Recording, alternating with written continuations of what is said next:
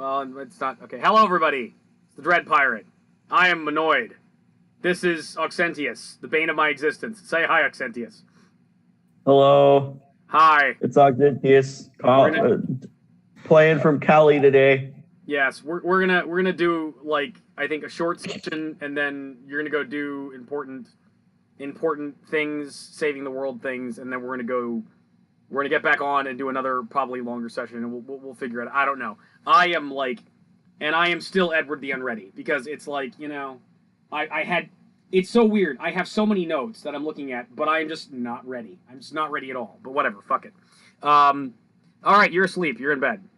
All right. Last week. If any of you, before we start playing, yeah, all of you people need to know. What? You need to go to San Diego and order a California burrito. It is awesome. Okay. I will. I'll go to San Diego and get a California burrito and shove it up my ass. No, you gotta eat it. You're like a guy from, you're like a guy from Philadelphia who's like, oh, you gotta have the Philly cheesesteak here. Or a person from New York, it's like, oh, the pizza's so much better here than it is in Florida. Well, get fucked, okay? Except I'm from Houston. I'm from Houston. You know what I had? I had a chicken sandwich. Compared to what you get in Cali. Fine. It was absolutely fine. In San Diego, California. God damn it. Okay. All right. Do you have anything else to comment on the burritos of San Diego, or the fact that I'm still eating this burrito? Okay. Do you want to make some more like orgasm sounds, and then I can say I'll have what he's having or something like that? Do we want to do that when Harry met Sally? The guacamole is so good. Oh. Okay. All right. It's like better than sex, which means you're doing it well. Oh yeah. Okay. Oh yeah. Right. So, you're a vampire, and you are in Wormwick, and yesterday the city just got buried in bread, and that was a thing. I fixed it. Yeah, you fixed it, but it was still weird. It's kind of weird, and yeah, and you are staying at Kathleen's house, which is the estate of Councilman Alpert, and you've been sleeping very, very soundly, and you're doing good, and it's actually not your wake-up time. It's actually more like 2, 3 in the afternoon, when all of a sudden someone kicks your door down, and you start hearing the dragon lady screaming at you to wake up. Wake the hell up. Right the hell now. Get up. Shirt's nudging you. Will saving throw to not wake up. Which I need a dice roller. Roll, go ahead. I need a D20. Well, I'm going to fuck with you today. That is a fact, sir. Will saving throw to not wake up.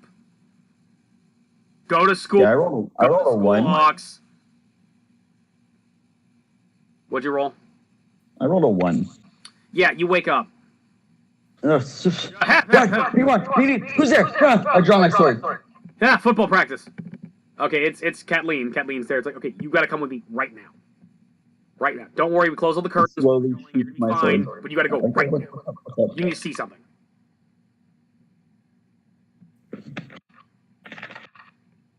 First off, where is this something we're going to look at? Because if it's outside, it's a friend of mine's house. It's a friend of mine's house. We're going now. Okay, I need to put my robes on. Hurry up! You got like 30 seconds. I flip her off and I put my robes on. Grab my parasol. She ignores it. She seems strangely perturbed right now. She seems like freaked out, basically, like legitimately freaked out for a demigod. Okay. Okay, you get your robes on? I'm ready. Okay.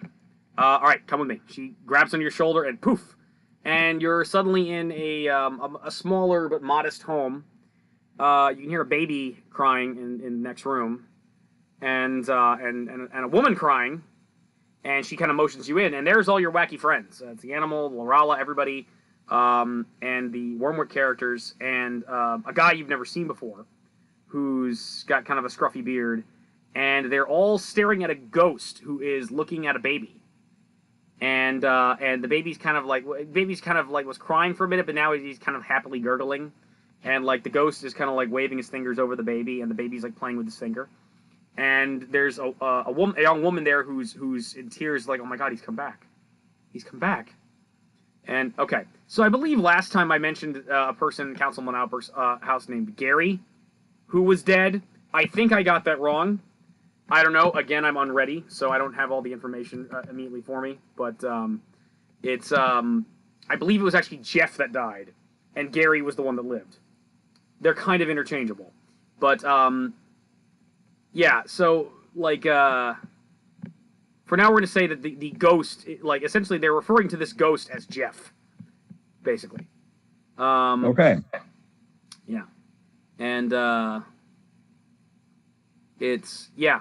And they're like kind of in awe that he's here and he's a ghost. And it was like, and the other guy, Gary, is like, Jeff, dude, what are you, so good you're back. What's going on? And he's like, he kind of motions, just kind of give me a minute.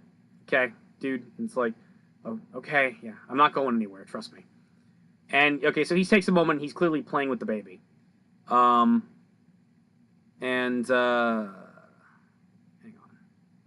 One way characters. Okay, here we go. Kathleen? So, yeah, that's what I wanted you to see. That's Jeff. There's a ghost. Yeah, that's Jeff. Jeff's one of the town. Yeah, he's a friend of ours. He died fighting. What about that? Huh? So Jeff died, his ghost is back. What's so weird about that? It's a ghost. You don't see. What do you mean? What's so weird about that? I'm a vampire. Right. He's back. He wanted us to talk to him about something. There's something crazy going on. But yeah, he's here. Oh, so that's the weird part. Ghosts wanted to talk to us about something crazy. Now that would have been interesting. That is worth waking me up for. It's kind of, well, yeah, he's a friend, okay? I saw him die. This is kind of serious, and he's back for some reason. And yeah, ghosts kind of come back so that they can kind of, hey, I want to spend more time on Earth. Yeah, but he should be at rest. This isn't right. It's like we've been hearing about like ghosts coming back, and people, you know, we've been hearing about ghosts coming back a lot, and we thought that like we hadn't seen that happen to him, but he's back here, and apparently he's been haunting the whole place for like all day. And Gary just found out about it. Okay. Well, since he's your friend, please do the talking.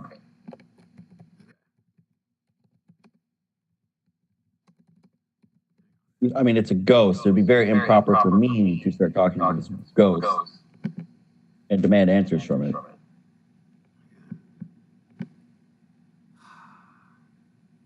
I'm so annoyed I can't find what I'm looking for immediately.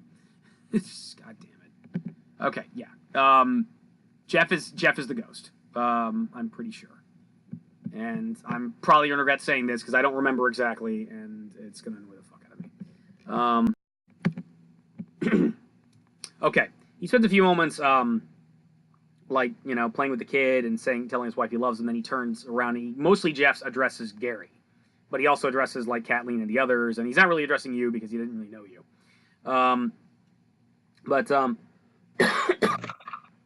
Yeah, that demon pushed me off the tower, and I fell and I died. And a couple days later, I woke up here, and I don't know how I got here, and I didn't want to appear at first. From what I can tell, like there's nothing else. It's like I'm not alone out here. There's other people that are here, and they're trapped and they're scared, and they were expecting to be with the gods, but there's nothing. There's no afterlife. There's no heaven. We all these legends of the Celestials would take us, or Bahamut would take us up or whatnot, but there's nothing here. There's not anything. There's not even an ether. There's not even like other monsters or things like that. It's just, we're just kind of stuck here and we can't move on. So, I mean, I guess the good news is I'm gone. I'm dead, but I'm still here. And I can see my daughter again, and that's cool. And I can see my wife, and I can see you, bro. I'm glad you guys are doing well. But yeah, something really bad's going on, and I'm not the only ghost that's stuck here. All the other ones are are basically trapped. They can't move on. We can't rest, basically. I mean, I'm not in a huge hurry to leave, but, I mean, I figured I should let you guys know that something serious is going on. So. Hello, friend. Hey. New party mate? What's going on? Something along the lines. Acquaintance. Anyways, I've got a theory for you. I want to run it by you. You're constantly seeing this from the point of view that we kind of need to ask. The theory is that whatever this demon lord that y'all killed did ended up severing the ties from this planet and every other dimension. Meaning the gods that live on a different dimension or a different plane, we don't get to see, speak with, do anything involving them. Clerics kind of can't get to their powers. Spirits kind of can't move on like they should. So something is seriously going on. You guys can't even pray. And it happened after y'all killed the demon guy. Kathleen, you're like, okay, you're connected to Bahamut, right? That's why you're a weird dragon lady? Yes, Jeff. That's why it was a thing. It's like, okay, can you talk to the big guy at all? No, I can't hear him anymore. Denora can't hear Paylor. It's like we're all cut off. Yeah, I think this is really bad. I mean, it's, again, I guess I'm glad I'm not being pulled into a light right now, but I mean, this is kind of alarming. There basically is no afterlife anymore. It's like the dead have nowhere to go. All we can go is just back to Earth. It's like that's the kind of thing I'm getting from the other ghosts. And they're really freaked out. And from what I can tell, when ghosts get freaked out, they then freak out living people. So, yeah. That's a thing, yeah. I'm not sure what to say other than get to work. Let me know if I can help. But if you could fix that, that'd be great. I guess I'm going to stay here with my wife and daughter for a while. So. To which I don't blame you. Thanks. John speaks up and it's like, you died fighting the Demon Baron. You did good. You've earned a rest. Thanks. I hope so. I guess I'll try to. I can't rest just yet, but I guess I'll enjoy the time while I'm here. And which is what you should do, my lord. Denora kind of like, you haven't seen any of have you seen any of the gods? Any kind of celestial contact? Any kind of like an angel or anything? Is what is anything there? No, there's nothing. There's not even like monsters. It's like, I mean, I've heard some weird shit, from mages and things like that. But no, there's not even, like, I heard there's like an ether. There's no ether here.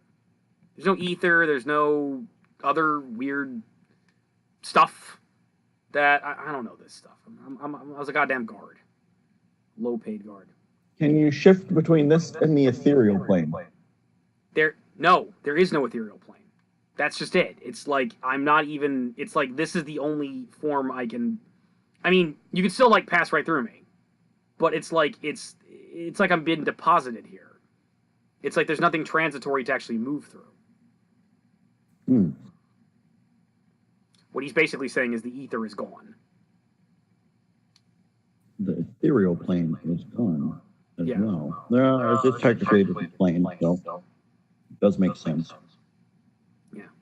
Jeff's like, yeah, dude, I mean, I gotta say, it's really nice to see you again, man. Hey, nice to see you again, too, bro. But, can you guys handle this? Like Gary says to the rest of them, it's like, I mean, I'll help you out if I can, but, well, I gotta go back to work at the guard shack, and I'd kind of like to hang out here with him for a bit. Yeah, you guys have done enough. Don't worry, we'll figure this out. Okay, well, there you go. I mean, it's great seeing Dragon Lady, guys. It's great to see you fucking weirdos again. And for the record, I don't know, maybe you felt bad about me dying. Don't. I would have done that again in a heartbeat, and it was a hell of a way to die, man. We kicked some serious demon ass. And it was like, John's like, I knew there's something I liked about you. So his wife's kind of crying tears of joy. And it's like, So, Yeah, we're just gonna chill here for a bit. And he kind of goes to her side and tries to put his hands around her, but can't. um, and Oh, it's like hugs. No. oh, by the way, this is Lily. This is my wife. It's like, hi. The place is a mess. I'm sorry. I peek around from behind everyone else. Hello, Lily. Hello. Hello. Nice to meet you. So disorganized. So disorganized. Anyway, Yes. It's not her. It's me. So, yeah. Well, feel free to stop by. Guess we're gonna get settled in a little bit. Play with my daughter some more. So, guess I'll catch you guys later. Feel free to stop by though. I mean, I'm obviously not going anywhere. Okay. Goodbye. Okay. All right. Bye. Nice meeting you. So, okay. I walk out the door. Pick up my. It's 4 in the afternoon. Sun. Delicious sun. I have my parasol. Parasol. It's like I said, I walk outside and I lift up my parasol. there's a little bit of smoke sizzles off you, but you're fine. And I'm in my robes. Yeah. Okay. You're fine. Kathleen's like, "Are you okay?" It's sunny out. I guess you're always prepared. That's good. Yeah. So we were just like working on getting a statue for him, and everybody else that died, and then Gary came running up to me and was like, "Jeff's back," and yeah. So this is bad. There's no ether. There's nothing. We need to figure out what the fuck's going on. Yes, I agree. And I'm going to go back to the nearest library. Tell me what that is. Do you think you could research something and that'll help out? Greg's like, well, what about that tomb that we were investigating? I mean... Yes, we didn't fully explore that. Let's go back. We can go back there. Okay, well, yeah, let's get a move on. Let's see what we can find in there. Sienna's kind of the last to come out, and she's kind of hesitant to move out. And she says, I don't think I should join you at the tomb. The tomb, was there anything in it? Was it occupied? Were there monsters there, or warriors, or anything like that? There was someone from the past. Someone from the past? What do you mean? Like, I had to wake her up, pull some needles out of her. Yes, you're talking to her. I am her. Well, you're the only one, lady, that we had run into. There's nothing else that undead things. That was a weird conversation. Okay, you sure there was nothing else there? There weren't any monsters or anything like that, or like it was safe. We hadn't fully explored yet.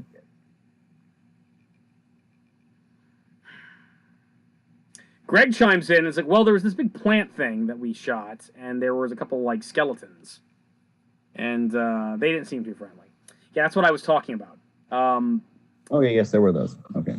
Yes. I apologize. I am not perfect. I don't remember every single thing that happened from day to day, especially when daylight out. Retarded vampire. You're the most retarded vampire ever. You're like from Clan Stupid. You're like you're like one of the Blood Brothers. It's ugh. Anyway, okay, that's kind of important. You see, that's a tomb. It's holy ground. My people cannot fight on holy ground. It's a rule and a courtesy we follow.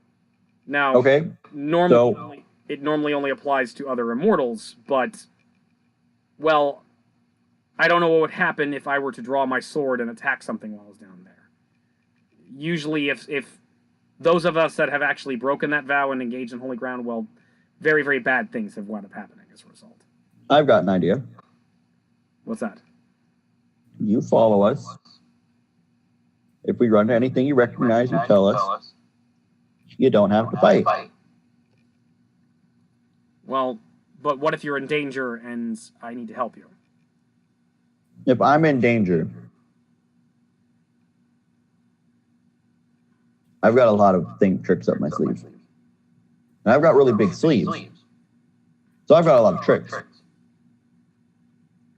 Are you sure? I mean, I just, you know. You've been to Earth. I start waving my arms, or when I start waving my sleeve around, it's free. You've been to Earth before, right? Yes. You've heard of a place called Pompeii? I think so. Yeah, that was the last place two immortals fought on holy ground.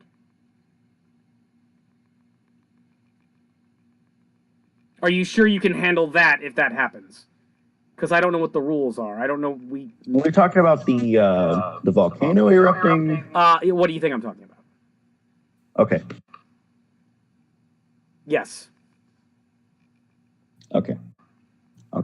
It's a karmic backlash, and I don't know what the rules are here. It may only. Point is, you don't have to fight. Okay. You just have to accompany us. If you don't need me, I'll do my best not to draw my sword. But I also don't. To avoid a natural disaster, yes, I would appreciate it. All right. Also, I'd like to note that this is the Dungeon Master talking, but you're feeling kind of hungry, dude. Me? Yeah. You really haven't eaten. You really haven't been drinking a whole lot of blood in a while. And, you know, you kind of been putting off doing that, and you're starting to. Well, you had a little bit of blood. I had that immortal blood. You had that immortal blood yesterday, but you haven't really had a whole lot in general. Shit. You're kind of starting to get hungry. And I turn. I look at. I turn. I look at animal. What? I'm gonna need a favor. What kind of favor? The bleeding kind. What are you talking about? I haven't had much in a while. What, you mean blood? Yes. You want to bite me? I don't want to bite you. I kind of need my blood, dude. I kind of need it before I start attacking people at random. Okay, and when people bite me, I kind of attack people at random. And I can less effectively attack people at random if I have had my blood drained. Wait, what's going on here? Says Caitlin. Don't need a lot. Oh, you're hungry. Who was that saying? Yes. Kathleen. Yes. Yeah, we've never allied ourselves with a vampire before. Well, we certainly can't have you walking around feeding on people. That's how I feel. Normally, I have 7 or 8 people following me around, and when I get hungry, they already have a cup ready. Dotha chimes in. So, what would happen if you didn't feed for a while? Well, first I start getting random urges to attack people, which I can typically keep under check, as I am now. Progressively, I start losing my senses, and I start, more or less, without prejudice, finding the nearest person I can to bite. Okay. Which, more or less, the problem turns into a very bad situation until I feed. Well, the problem is if we're going to go into combat, though, that we're going to be weakened as a result, and so it's like that wouldn't be. Even if it's only a few drops from each and every one of you, I could build this stuff up at least halfway. I can keep going without having problems. Kathleen looks really uncomfortable, and I was like, let's go back to my place real quick, and I'll take care of it. And all right, so she all kind of touched everybody, and you all poof back. And, yeah, just come in here. And she kind of goes into the kitchen. I follow. All right. She waits till you're alone. She pulls out a dagger, and well, actually, she looks really uncomfortable doing this, but it's like, just all right. I don't think you can hurt me. Just get it over with. And she. Are you certain? No, I'm not. But just go for it. Okay. Biter. I take what I need, which isn't a lot. Yeah, her blood tastes really fucking good. Fucking good. Because this is demigod blood. And essentially, you can't do constitution damage to her. Because she's immune to ability damage. So, that's cool. But what I want to do now is I want to actually look up what the effects of God's blood are. Because you're drinking it. So, let's see. God's blood, page 27.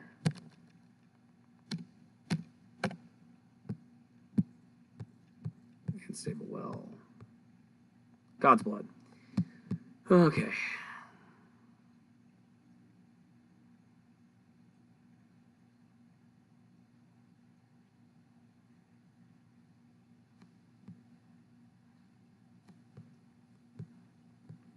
God's blood is potent stuff. Anyone at the source imbibing at least 1 ounce for the first time is affected as though by a heal spell, as well as bull strength, cat's grace, and endurance spells.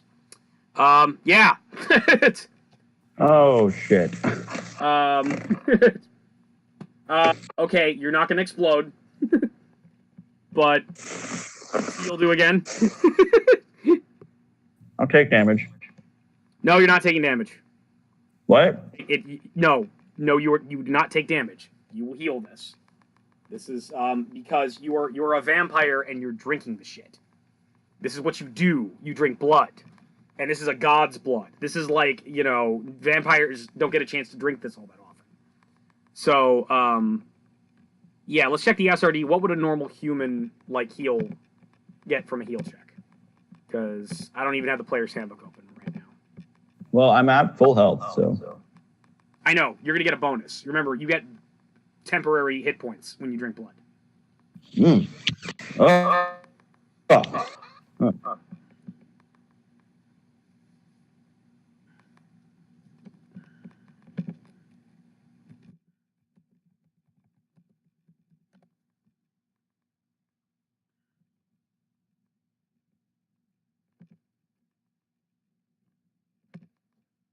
see.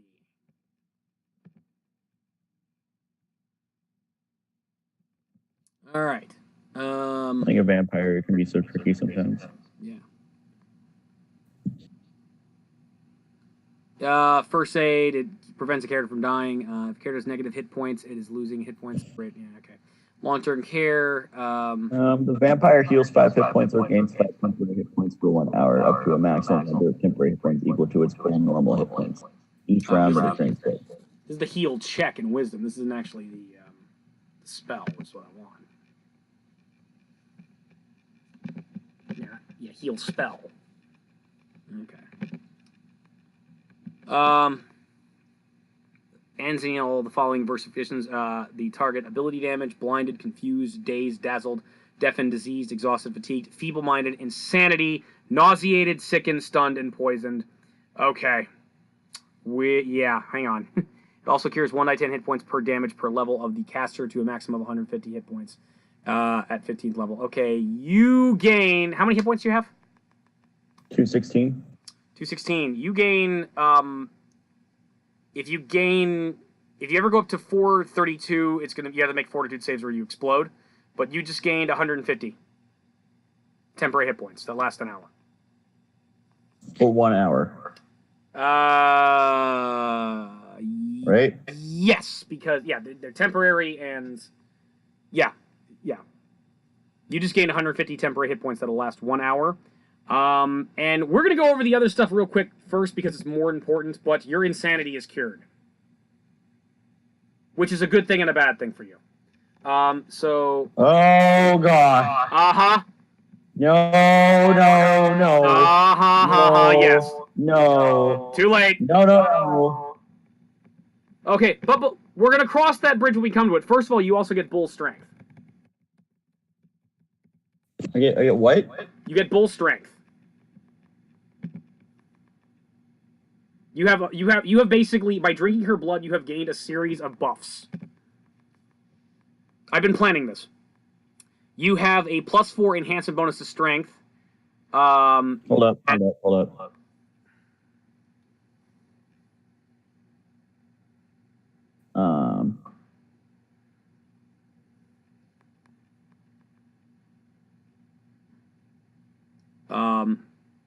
You have a +4 enhancement bonus to strength that will last for 15 minutes.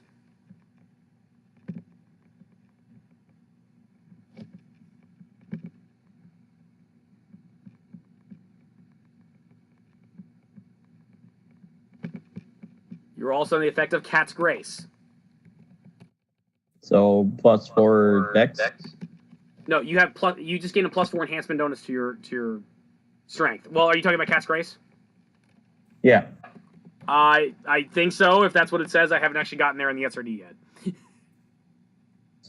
Is the dex buff? Yeah. So it probably full strength.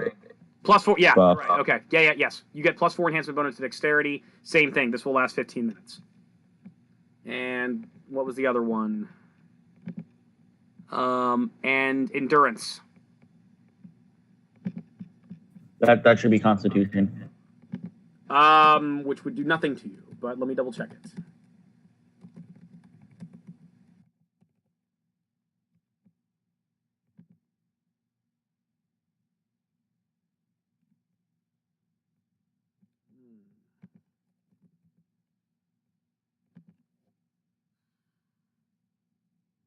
There. I think it's just applying to the... Okay, I'm having trouble here. Oh my god. Can you find it on the SRD?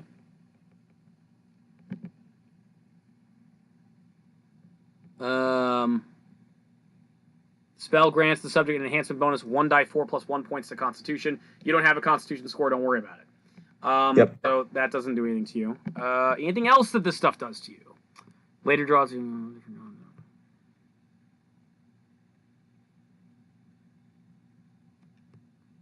Coats the flesh with the gains God's blood feet described. Who drink the God's blood or coat their flesh with it also gain access to the God's blood feats described in chapter 4. Okay, you might just want to write this down as a note. You can now take God's blood feats. I can take what? You can now, basically write on your character sheet, you can now take God's blood feats. God's blood enhancement? God's blood feats. You have the option of taking God's blood feats. They're found in Requiem for a God, which is what I'm looking at right now. And that's a permanent thing? Yeah, basically, if you get a feat and if you wanted to, you could take a God's blood feat. Whereas normally you'd have to have drunk God's blood or been affected by God's blood in some way before taking it. Hashtag it's broken. You are now capable of taking God's blood feats. No, it's hashtag broken. This is hashtag broken? Mm-hmm. Okay, well, wait till our guest star arrives. Then you'll see broken. But, alright, so, and now finally you are no longer insane. So... Oh, no. Here's what happens. So you feel really, really good. And then it all comes back to you. And you immediately start crying. Now... Oh, no. Here's the thing. You're fine. You're okay. You are genuinely not insane anymore, but it comes back to you. You remember everything. You remember being just alone with nothing but your own mind for 10,000 years. And at that, I'm going to have to cut off so I can go deal with my stuff. Say it again? I'm going to have to go deal with my Navy stuff. Okay, but that's a good place to leave off for the time being. We will come back to this later. Yes, I will let you know when I am done. Okay, let me know. All right. Bye. Peace out. See you later. On. Start recording! Ninjutsu.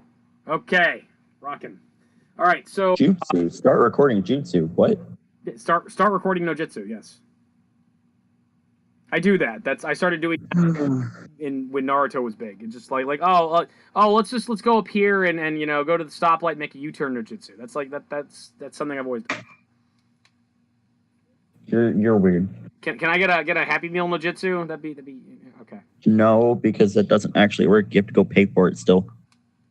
Yeah, but you do it like a ninja with magic. No. Okay. This is so going in the video. This is so going in the video. So you and I will. Dread Pirate, calm down. No, I will not. I will not. Calm down, Dread Pirate. You calm down. You with calm ye horses. You calm your horses with your stupid face. My horses are calm. I don't believe it. Okay, anyway. So you were crying.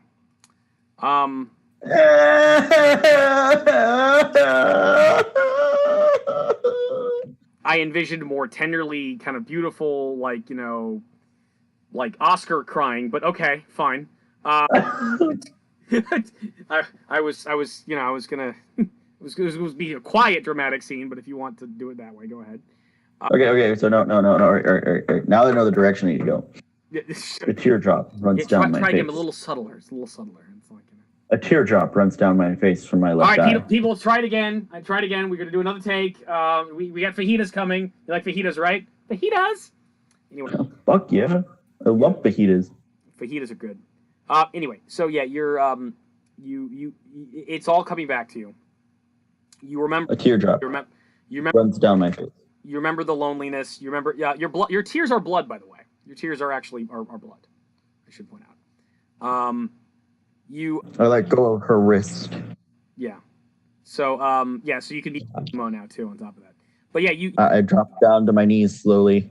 Yeah. Shuddering as I go.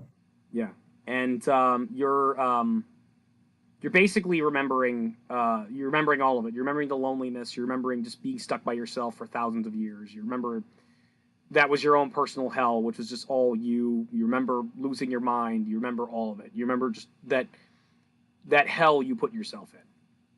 But somehow, in spite of that, you're okay. You feel like you've pulled through it. You've made it. You've been blessed somehow, and you're all right. And you just have a moment, and you're crying. You can't help it. You can't control it, but you are. Yeah, and that's what happens. Meanwhile, this is an involuntary thing. I need you to do a diplomacy check real quick. Diplomacy. I think you do, actually. Ooh. Yeah, you do. 24. You did 24. Where's Epic Level Handbook? Here it is. Okay. You kind of collect yourself and you look up to Kathleen, expecting maybe she'd comfort you or something like that, but she's not. Something else is happening to her. 24. You notice that basically she appears to have be breathing heavily and is just kind of like moaning in pleasure. And it's completely oblivious to the fact that you've been on the ground just incapacitated, and in tears, and appears to be just kind of like just touching herself and just kind of like, and then suddenly she kind of comes out of it like, what just happened? And it's like, oh, are you okay? Do you feel better? Wow. She starts blushing, and yeah, and that's what's happened to her. The more important question here is, she looks embarrassed too. Are you okay? Yeah, I'm fine. I'm great. Never. Yeah. Diplomacy check to ask her, what that was all about. You're making a diplomacy check? Yes, a diplomacy check to get her to tell me what that was all about. Okay. You probably don't need to. But 27. 27? Yes. What was that all about? She's red like a tomato. She is red like a tomato right now, and she has scale, so that's hard to do. I've never been. Well, I've been bitten once by a vampire, but that was before I became a god, or a demigod, and it didn't feel too good that time. But just whoa, I never starts fanning herself. I never knew it felt or could feel like that. It's just kind of I gotta go. She walks away.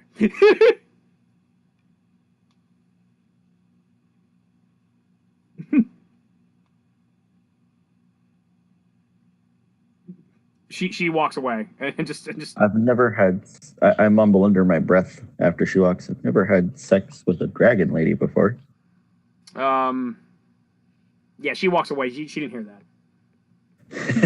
She's deliberately failing her listen check because of that. It's like never slept with a dragon lady before. Oh God, yeah, I knew it. I knew this was gonna be the drama episode. So, you feel great. You feel great. The 150 hit points will last an hour. The bull strength, the cat strength, are only last for 15 minutes. However, 15 minutes. Yeah.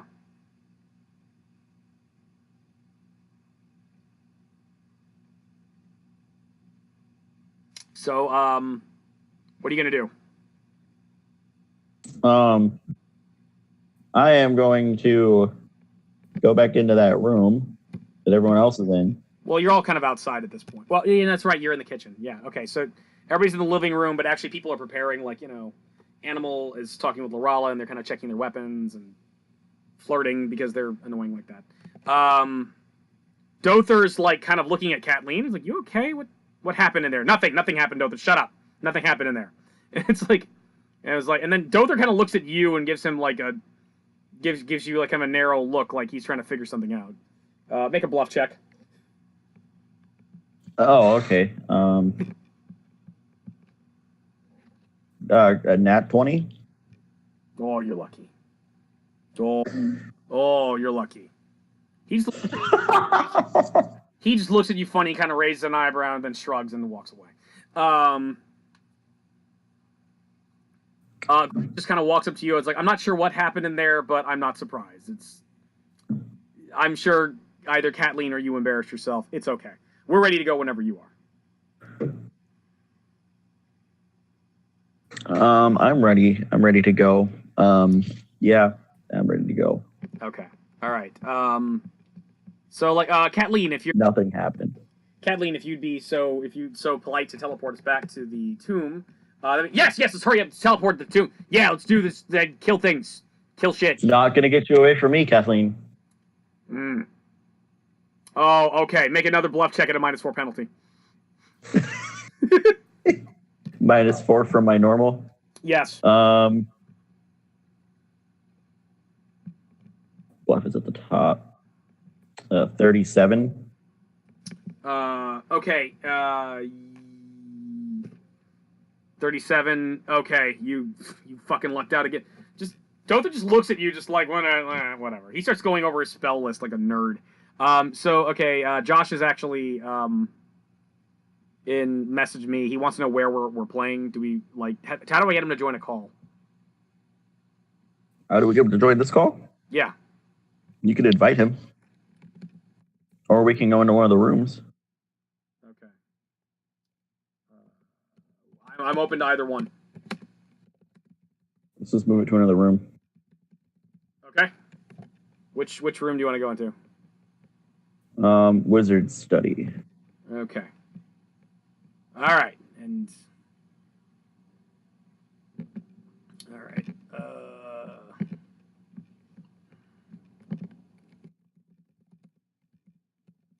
You hear me? Hello. Hello. Hello there, study boy. Cool. All right. So we're in here, and Okay. hopefully he'll figure out how to join us, and we'll deal with that. And this is kind of the perfect time for him to show up because we got rid of all the drama. I was worried about his character fucking up, so that's great. So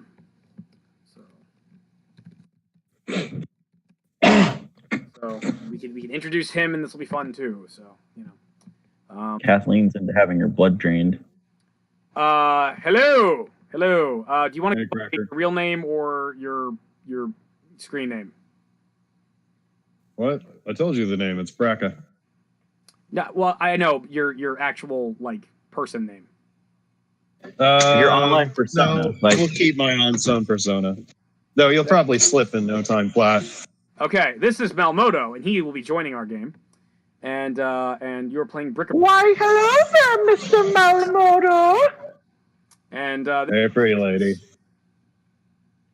okay, so what have you? You sound like a strapping young man. I'm definitely strapping. Dear God. Okay, so Is that a gun in your pants? Are you happy to hear my voice? No, it's a strap on. so Ooh. I'm into pegging. Malmodo, Kinky. Malmodo, Auxentius, Malmodo. This is not exactly how. I'm a very strange one, I know. You're not that strange, believe me. I know no Eddie. one, no one in here is normal. No one is here is in their right mind. We're all not well. Okay, If normal exists, then it has left the building. They're about to jump into the tomb, but right now they're inside like one of the houses. Where do you want to like just jump in now? No, not yet. I need to have a proper entrance. Okay. Like Flutterbudgets. Oh, you'll see, buddy. So okay, yeah. So Kathleen is all perturbed and awkward, and we're like, yeah, let's just go to the thing, and like, yeah, Dotha doesn't know what you're talking about. Actually, make a I don't know. What would that be? An innuendo check on like. You basically just flirted with her a minute ago, right? I was more teasing, not flirting. Make a diplomacy check at a -4.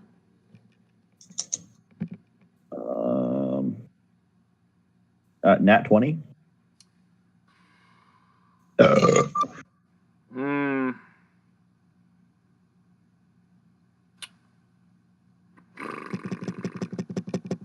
You were just teasing. Okay. I don't make this shit up, Peeler.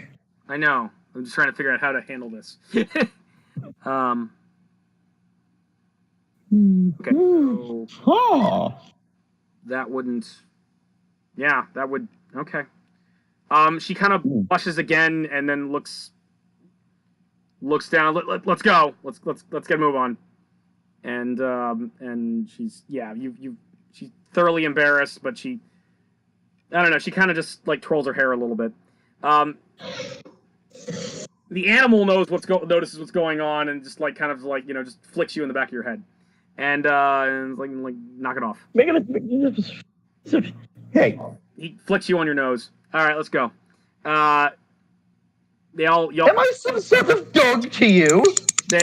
Everyone joins hands, and you're teleported away, and you're back inside that. You're back inside the exact same room you found Sienna in. The equipment is still there, and okay, that's good. That's not so good. Ooh, good times. And what to kill you with? So there is something in the room. Dread pirate. Moments like these that I wish you would just give up DMing. You wish to give up what? Dungeon mastering. Why is that? Because you literally just have to ask yourself what to kill you with. And you know it's not going to kill me. But it's funny. It's funny to me. Okay, I actually have to look this guy up real quick. So talk amongst yourselves. I gotta look up this character. How's it going, little boy? It's going pretty good, Dad. That's good, stud. It's going real good, Dad. Boys aren't going to have that extramarital sex, are you?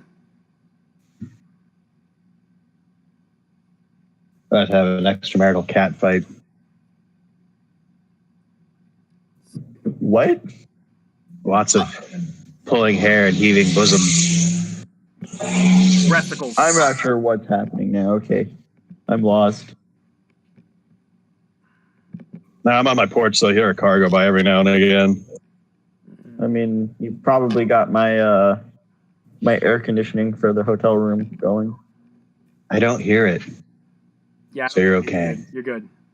Okay. All right. It's because I'm not on the blue microphone. Just leads closer and closer to the AC unit. Let's see. This guy's... I thought about it, but, that'd be rude. Very rude. In bird people culture, we would call that a dick move. All right. Oh, interesting. Yes. We would call that a dick move. This asshole hasn't watched that, so he won't get the reference. What have I not watched? Rick and Morty? Yeah, motherfucker. I haven't seen it either. Oh my god. You were just agreeing with me for no reason without getting the reference. Terrible. I didn't get the reference, but I did understand dick moves, so. Everybody knows a dick move. When you go to take a piss, you have a dick move. Well, unless you're a very deep-throated woman, then, you know. What? Like Dr. Girlfriend over there. Just gonna disregard that. Honey, comment. let's cuddle. Darling, come back to bed. Fine, take me. I'm not gonna beg. Still just ignoring you. What's great is having to whip out the voice for this character. Bless he has. Um, I'm reading this guy's backstory.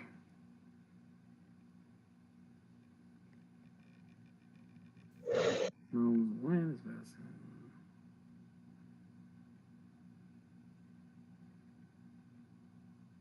Hey, Nora. Yes, who's a good kid?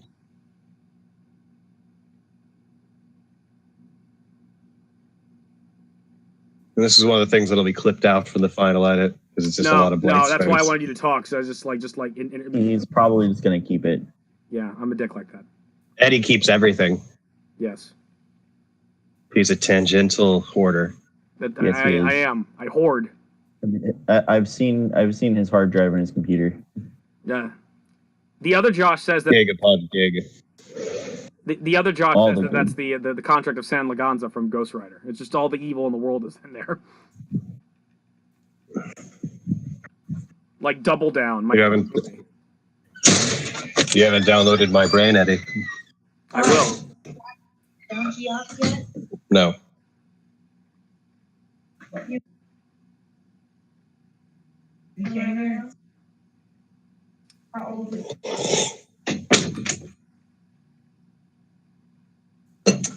There's a guy in the room. Bible study. So you're in this you're in that same room you left in with the skeletons and the weird device that you found Sienna in, and now there is a man wearing what looks like a jean jacket and kind of black pants, standing in the corner, just kind of looking around. Well, this is a weird little place. No clue. Hold on.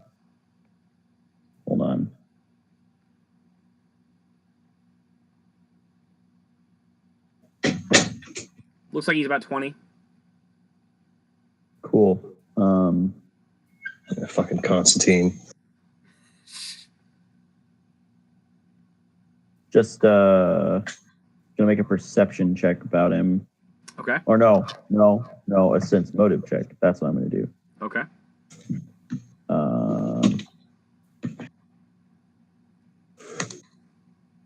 47. You sense motive. He's appears to be just kind of enjoying the layout and exploring, and you guys popped in and are here now, and he's kind of taking at least somewhat of an interest in you. Stealth check. A little too late. He saw you come in. He saw me come in? Yeah. But can he see me after I kind of shiftily shade off into the shade? He's looking right at you. Who did we lose? What happened? Nothing was lost. Okay. I heard a noise. Okay. I was plugging in my mouse so I can send you the file via Facebook. Okay, cool. Oh, God, I gotta keep Facebook open now. This sucks. All right. That's fine. Keep talking. I look to the... Go ahead. What'd you say?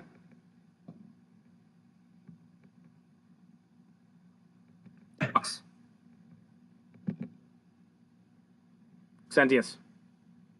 Hello? What'd you say? Said, hello? Who goes there? How's it going? Name's Rome. Just found Found this place in the middle of the road. Looks kind of neat. It's like a pharaoh's tomb.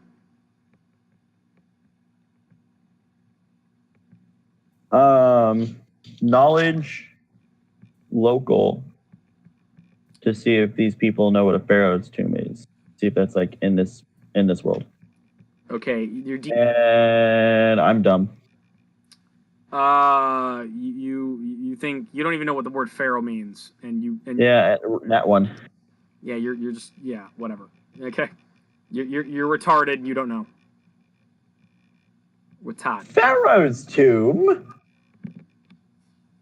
What's a pharaoh? Well, they worship the pharaonic deities like Ra and all that. I've seen stuff like this before. It's kind of cool. What? Who's Ra? Ra, he's like the sun god, don't you know? No. Knowledge religion to see who the sun god is. Calculator. That number plus that other slightly bigger. 37. 37. Okay. The sun god traditionally is Pelor. However, there are other gods and other pantheons that interact with the realms. One is the Pharaonic deities, and the Pharaonic deities include Ra, the sun god, and it's actually known as Ra Horkate because he fused with Horus, essentially his grandson, I believe, and essentially he's got an eagle head and wings and whatnot, and a lot of cultures that worship the Pharaonic deities would be essentially ancient Egyptian cultures, which you saw originally in other fantasy worlds prior to going to Earth, but then you saw it on Earth as well. And, for example, Nyarlathotep's favorite form is that of a pharaoh. He dresses up like a pharaoh whenever he takes on his human persona. And I am you are familiar with not know what a pharaoh is. Yes, because, you just worked for one forever. So... You mean Ra Horkta? Yeah, I believe that's what he calls himself. Are you guys? Oh. You're an interesting group of travelers. Humans, elves, dragonborn. It looks like. Yeah. Looks like you're kind of like me. You got a little more monster in you. You guys just tell you archaeologists, what are you doing here? Or are you just adventurers looking for stuff to steal? We're not looking for stuff to steal. We're looking for stuff to fix the world. Oh, okay. Oh, yeah. The ether's gone. I noticed that. It's kind of weird. Oh. Who are you? Oh, me? My name's Rome. R-O-A-N? I didn't ask your name. Kind of sounded like you did. I asked who you are. My name is Rome. I wander. What is it that you wander? Wander all over the place. Wander. Yet you know strange lands. all the information we do.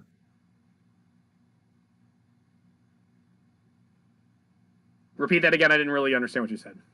But you know all the things that we know. Well, do I? I don't really know who you are all that much. I mean, I can tell you're a little bit different. Little bit different. Yes, that's one way to put it. Other way to put it is, where did you come from?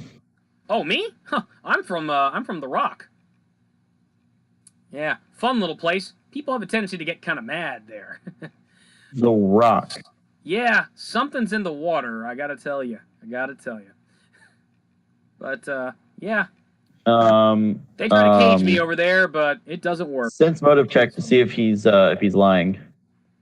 Go ahead.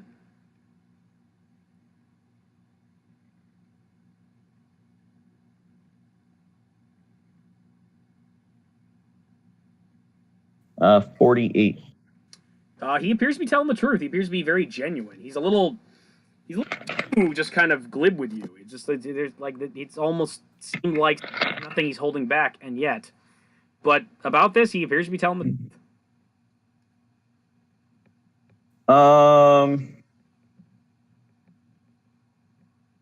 Where is the Rock?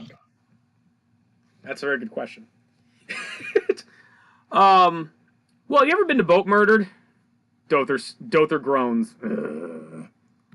Yeah, well, it's kind of close to the Great Divide in the hills.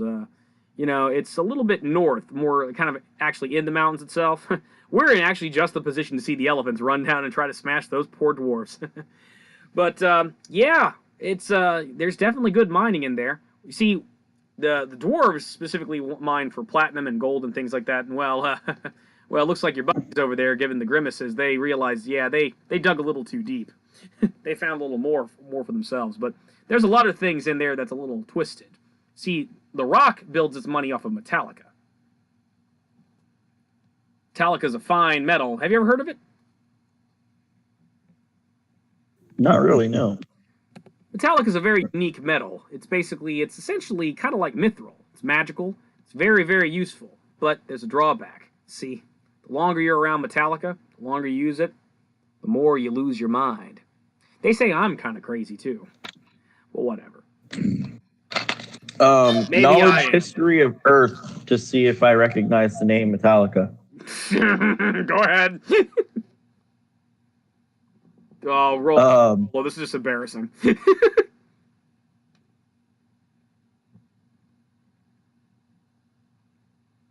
What you got?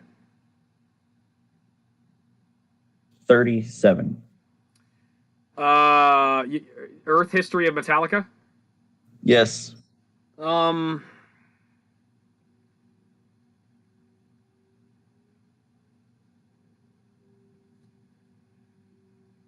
Yeah, you've been to Earth. Just for the name Metallica. Yeah, okay. I actually made the DC higher for probably no reason, actually. There's a rock band, a legendary heavy metal band called Metallica on Earth, and you could have... Lies! You are not from the rock. You are from Earth.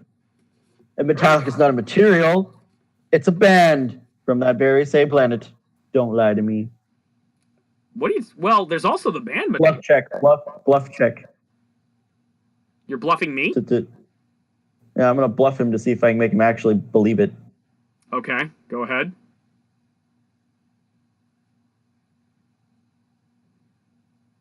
Probably going to be really hard to do, but we're going to see. How's a 38 sound?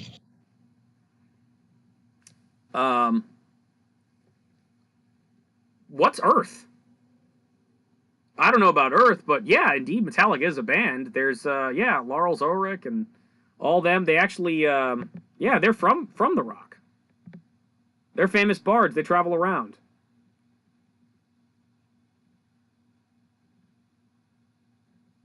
I look at Dother. Is he telling the truth? Well, actually, okay. Dother would probably need to make a knowledge history, actually.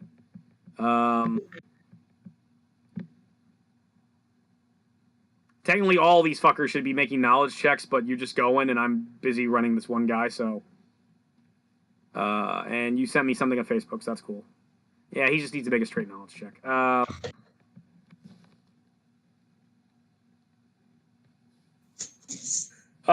Dother actually has heard of the rock. Okay, so, from what I understand, the mountain, there's an old outpost known as the Rock. We've never actually ventured out there before. Most of the Great Divide is pretty wild and crazy, and the furthest we went up the Great Divide was boat murdered, and if it's anywhere near boat murdered, I'd rather not visit the place. Yeah, well, that's understandable, son. That's understandable, son. I don't blame you. I don't like to stay there that long myself, either. You guys are fun. So, well, I mean, if you need me, I'll be wandering around, walking these whole corridors, see what I can find. It's maybe we'll run in together sometime. I'm always traveling. But you guys have fun. Maybe I'll race you, see if I can find the treasure first. So long. Catch you later. He walks through the wall and is gone. The animal looks at you and says, I hate this fucking tomb. I hate this tomb. Can anyone just see him walk through the wall? He just walked through a wall. He didn't leave through the door. He was actually standing right in front of the doorway. He didn't leave via the door. He walked through the wall. Knowledge dungeoneering. Okay.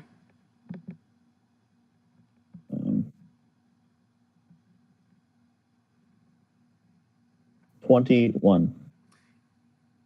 No, it doesn't sound right. Dawns on you that you were talking to a ghost the entire time. Hold up. 6 plus 19. It's 25. It dawns on you that you were talking to a ghost the entire time. What? Mm-hmm. Kathleen's like, okay, that was weird. It's another ghost. Well, he did mention that thing about the Denora actually chimes up. Denora chimes up.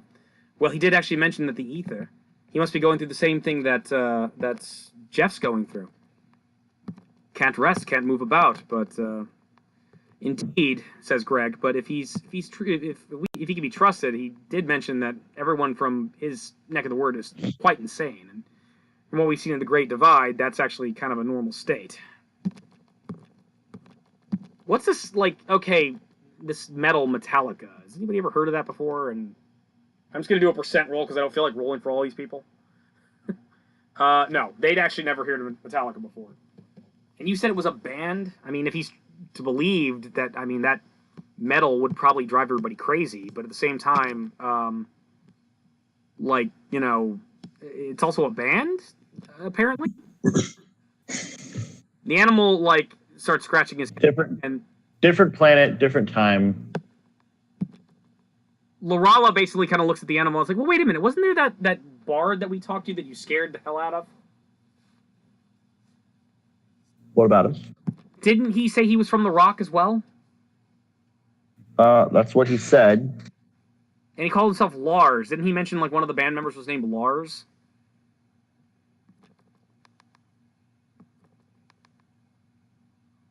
Okay. Look, Flutterbudgets, the animal, like, looks at you like, okay, very clearly, we've never been to this bullshit planet Earth of yours, and we don't know what the deal is, but very clearly, he was talking about a band from his town in the Rock. That's what's going on. Now, you're just clearly insane again, and you need to stuff you back in your coffin. That's clearly what needs to happen. Do I need to take you to Earth someday? I don't want to go to Earth. It sounds like a really shitty place. So it can be, but a lot of good things come from there too. So, okay, well, maybe we'll schedule a road trip sometime. I really don't care. Is it like less a road trip, more a hey, we're going here trip? Whatever. I think I'm a little more concerned about the fact that basically reality's falling apart. Why don't we take care of that first? You can jump in any time, person. No one said that. Oh no, not yet. Not yet?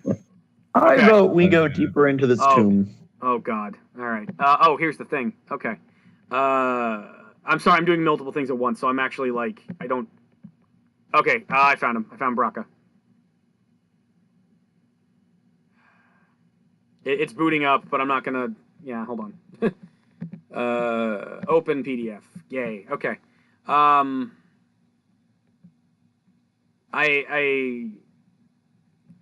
Jesus Christ. Okay. I'm just glancing at it. This is such bullshit. Alright, anyway. So yeah, whenever you want to pop in, because you can. What else happened? Alright, okay, I need the map for this dungeon. It's like, I'm still not ready! Never ready! Dread pirate, the unprepared. I'm Edward the Unready. It's true. Okay. Eddie the Unready. Sir Edward the Unready. If I'm gonna suck, I better be a king of sucking. Okay. Yeah, we'll go with that. We'll just go with that. I know what I walked into. I don't care. Just go for it. Eddie spaghetti all over the floor. Yeah, I could use some spaghetti. I had a chicken sandwich. It was really good. And, yeah, it's pretty pimp. Okay. There we go. All right, so, as before... I had a California burrito. As before, there is one doorway that leads out into a hallway in this room. So, what are you going to do? I'm going to go further down the hallway. All right, you enter the hallway and... Hold on. Okay, that's good. Now, there's To the next door that I see. To your left, there's another door that you previously came from. Further down, there are 2 more doorways on the left-hand side, and then the room opens up into a larger area. And once again, I'm going to go into the next closest room. Next closest room. Okay, you go to the next closest room. There's a long hallway that leads into a larger room.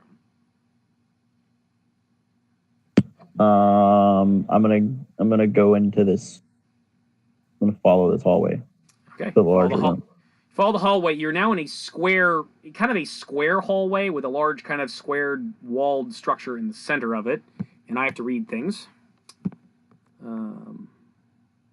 Okay.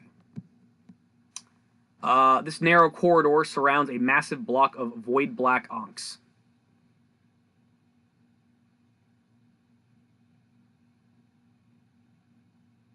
Void black ox? Void black onyx. Onyx. Yeah. I want to examine the onyx. Okay. All right. Make a search check. Okay.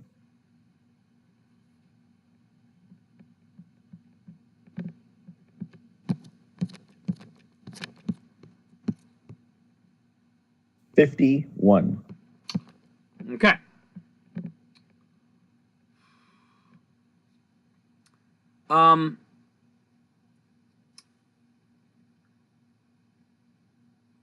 So you discover that by tapping on the block, you hear a hollow sound, and this Onk's wall might actually be really a facade. And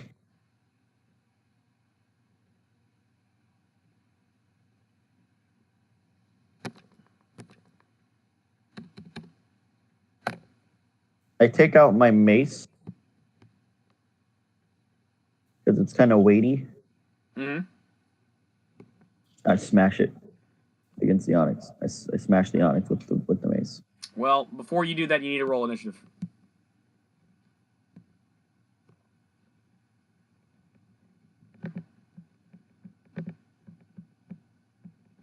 But you have your mace out in your hand. Yes. Oh, they go. I have an 18. Okay, you had an 18? Mm-hmm. All right.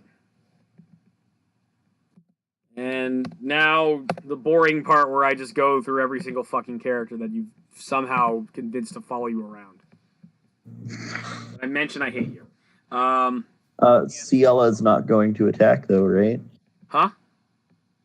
Just remember, Ciela not going to attack, right? Sienna is her name. I don't know why you're calling her Sienna. Ciela. I have so many names that I have to remember. Yeah. It's almost like we brought too many people along. It's almost like we're making it harder for the dungeon master because we don't like him. We just want to fuck with him. want to make him. Yeah, we just want to make his life harder. That's just that. I know all about that. I know all about that. You brought this on yourself. Oh, fuck you. No, I did not, sir. I did not. I have lived a chaste and noble. I have lived a chaste and noble life, sir. I asked for an escort. I was expecting like 3 or 4 people. You give me an escort of 8. Oh, fuck you. Fuck you. You made me feel these 5 fuckers in that session we didn't record. This is just. I thought you were recording that one. No, I wasn't recording that one because that was the one that that was like the first one we did. It was the very first one we did. We weren't recording that at all. I didn't have editing software. Oh. Yes, it's lost to time, and I'll have to do a recap of it at some point. Or bore the internet by telling it about loud. Who knows? Just you wait, internet. If you're not bored now, you will be. So, Dother, what's his initiative? He's got a 20, but not a natural 20.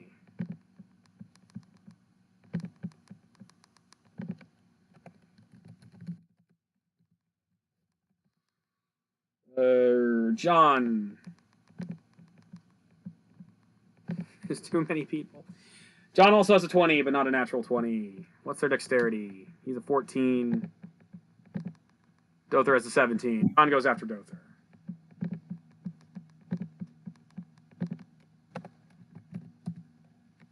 Denora. 7 plus. What's her fucking thing? 9. She's got a 9. I think she got the lowest one so far.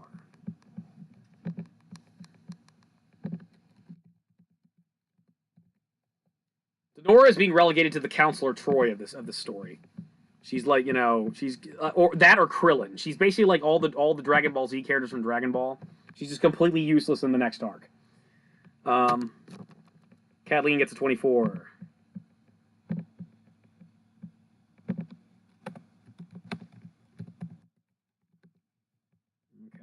And I think Greg's next. Greggy Poo. Greg's got a 12.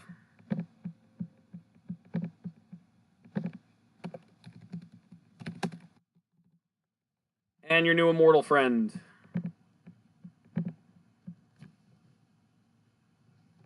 Has a 17. And yes, someone else has a 17.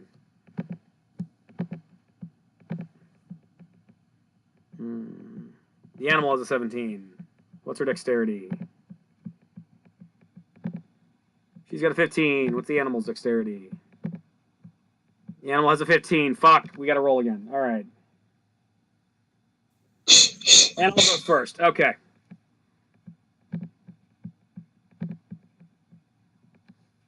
Alright. Okay. So... who should I kill? There's 1, 2, 3, 4, 5, 6, 7, 8, 9, 10. 10 people.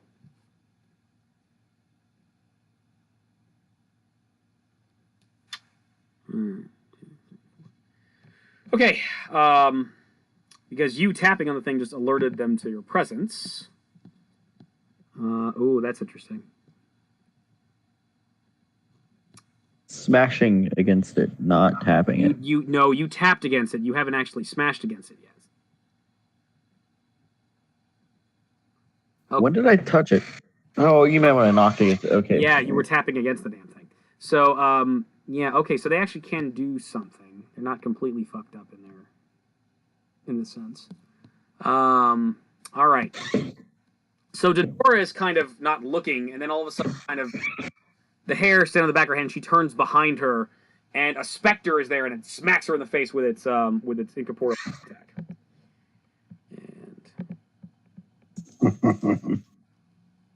And it hits her. And of course it does. Of course it does. And she takes 1d8. She takes 3 damage. She does not take the energy drain though, because if energy drain doesn't work anymore. So Denora takes 3 damage. So it basically it kind of just comes in and just scratches at her, and you see some of her life force is drained. Meanwhile, another one has appeared behind John and takes a shot at John.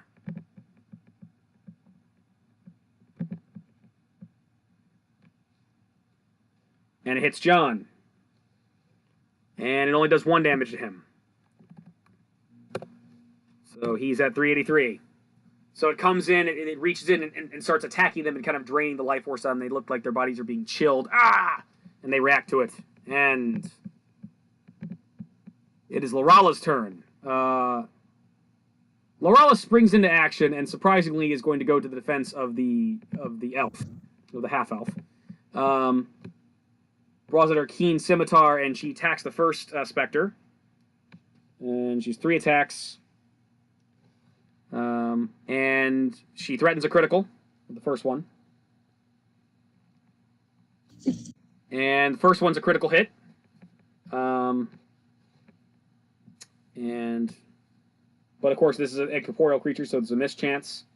All right, so she basically scored what would have been a critical hit, but it misses because ghost. So she cut this thing really good. It just goes right through his body and does nothing. Second attack is 22. And let me double check this. AC. This AC is at 15. Yeah, okay, the second one hits. Miss chance. This time it hit. It deals damage. And the last one is 21. And the second one hits. The third one hits. So the first one goes through the specter and does nothing, but then she comes back again, twirls the sword around, chop, chop, and the thing moans in pain as ectoplasm wrenches upward. And she deals 6 plus 16. So that's 22. 22 damage. It doesn't have a strength score, so I can't deal strength damage to it. And I can't sneak it. Well, yeah, I don't know if I can sneak attack it. You're not supposed to be able to sneak attack undead, but it's not surprise, so I'm going to say no. She deals 22 damage to it. So, 20, all right. Yes. Is he flanking? It's kind of flanking. Yeah, it's flanking the one under Nora because basically it's snuck up behind a Nora and attacked her. So Lorala runs behind it and attacks it. We're starting the conga line of death again. Since it's flanking, it counts as sneak attack damage. Oh, well, in that case. Now, I mean, that's a rule. I just found that out. Well, here's the thing: undead are typically immune to sneak attack damage, but because they're immune to critical hits. But if you recall, I don't give two fucks about. I think you should be able to critical hit undead, so I critical hit undead all day, every day. In that case, I believe this thing is all kinds of dead now. It's any time that the opponent would be considered caught flat-footed. Yeah. That's when sneak attack just for having advantage. What do you mean? Oh, if it's 5.0, it's just for having advantage, right?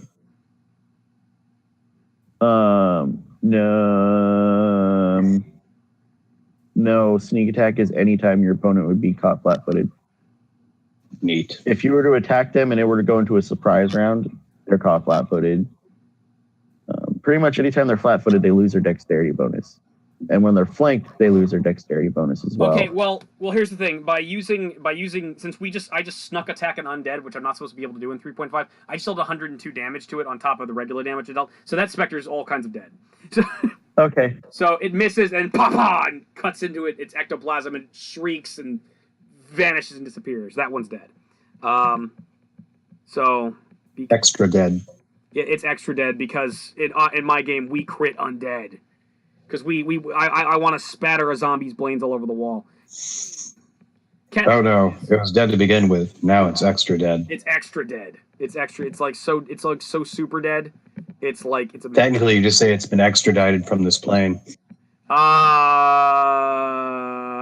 no, it hasn't because it's still on this plane. Really? Thank you for. Doesn't go to the Deadlands? Yeah, I can't speak on this, but yeah, like planar. Yeah. Great. Moving on. Okay, so Kathleen looks at the other one and she's gonna breathe fire on the other specter, blast the fuck out of it with a 30-foot cone, and it makes a reflex save for half. And reflex save. The DC I have to make is a 28. I'm probably not gonna be able to make it, but let's try it. Am I seriously gonna go last? You didn't roll, dude. Yeah, I did. I told you I had an 18. Yeah, a bunch of other people rolled higher than you. So you are probably not going to have to worry about it this time. Oh. Yeah, you rolled shit today. I was going to be smart wizard. You were beaten. You were beaten. Magic missile at them. You were beaten by the ghosts themselves, Lorala, Caitlin, Dother, and John. They all were more on the ball than you. You're busy like flicking a stone. And like you're so like, I can flick this stone. I will continue to flick this stone for science. And as a result, they've already killed the ghosts because they're the shit. They're the shit. Okay, now she hasn't actually killed this fire, although mischance. Nope, she makes it. Yeah, she burns the fuck out of this guy and blasts it. And, it's howling in anger and screaming and fun stuff. And it's still alive, though. It's still sitting there writhing and bitching and moaning. And who's next? Dother. Dothopopoulos. Dothopopoulos does what he should have done the first time we fought Bulldozer, and he got his ass kicked. He busts out that staff of his, the staff of Zalila, and he points it at the ghost and opens fire. Boom. And let's the save for this. Oh, this is a will save. And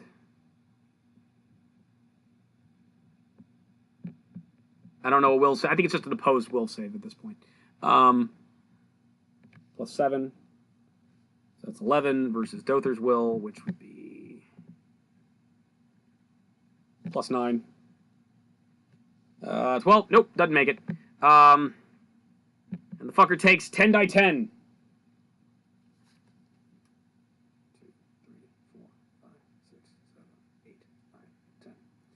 10. He blasts it with a staff of Zaila, and it explodes into goo and ectoplasm, and it has been destroyed.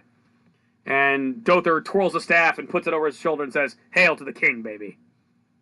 And then Caitlin, like, smacks him in the back of the head, and he's like, "Ow." So, and they have killed the ghosts. They have killed the ghosts, and hooray, and that is awesome. So the ghosts are dead. What are you going to do? I'm going to smash with my mace this rock. You basically barely noticed that combat happened around you. So you smash the mace against the thing.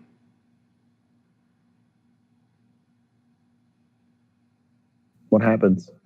Roll damage or a strength check or something. Oh.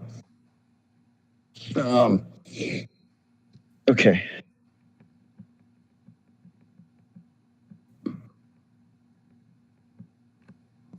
Damage on that.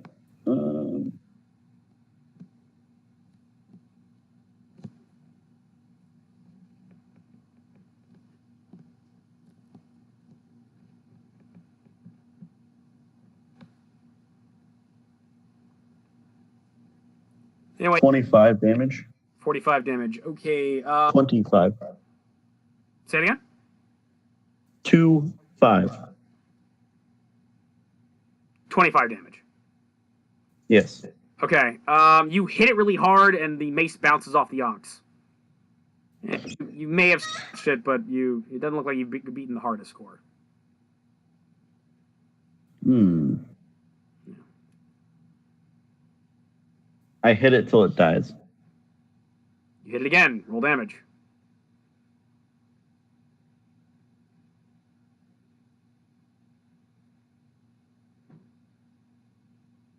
Uh, 25. Still no effect. 20. No effect.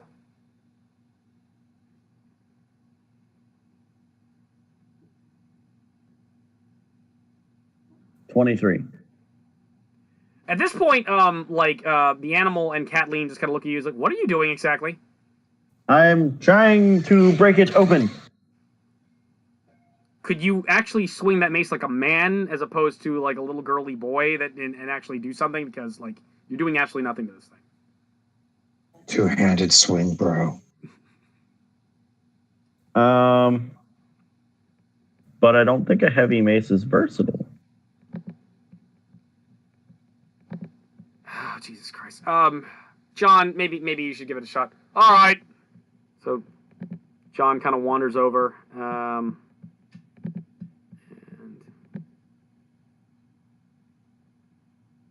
I'm gonna cast detect magic on the stone. okay. John, meanwhile, was walked over and is twirling his mace around and is getting ready to hit it in your stead. But you cast it. You sense magic beyond it. John stands where you're at, and I mean it's not going anywhere, so he automatically hits. So I'm just going to roll damage. 2, 3, 20 plus 19, 17 times 4.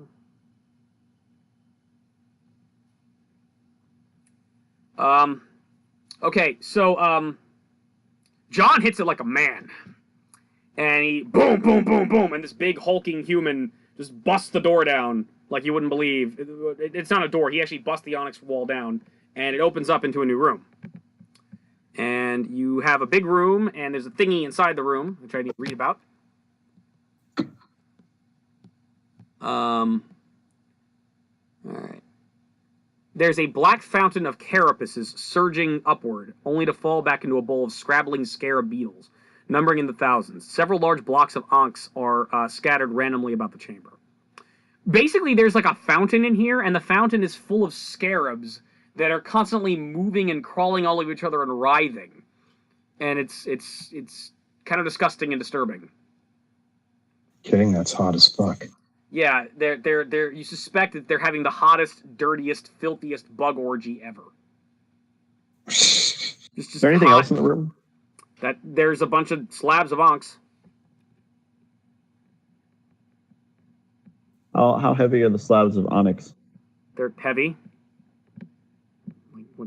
Pounds. Appraise check to see how much they're worth. I don't want to look up how much Ankhs cost. It's worth something though, Eddie. However much you would get for Ankhs, for standard Ankhs in the real fine. $3. Go ahead. 19. Focus on the most unimportant thing in the fucking dungeon. Go ahead. Focus on the Ankhs. No, go ahead. Go ahead. Clearly, I haven't looked this up. Fine. Let's do an appraise check of the Ankhs. 30, 32.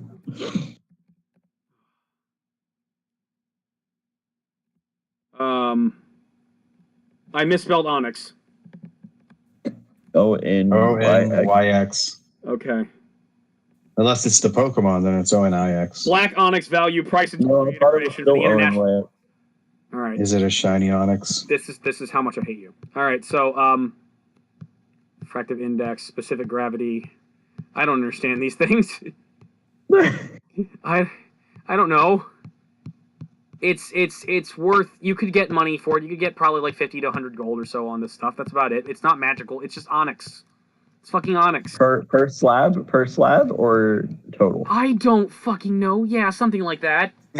It's probably in the DMG somewhere. It's probably in the DMG in some fucking place that I wouldn't think about because no one would.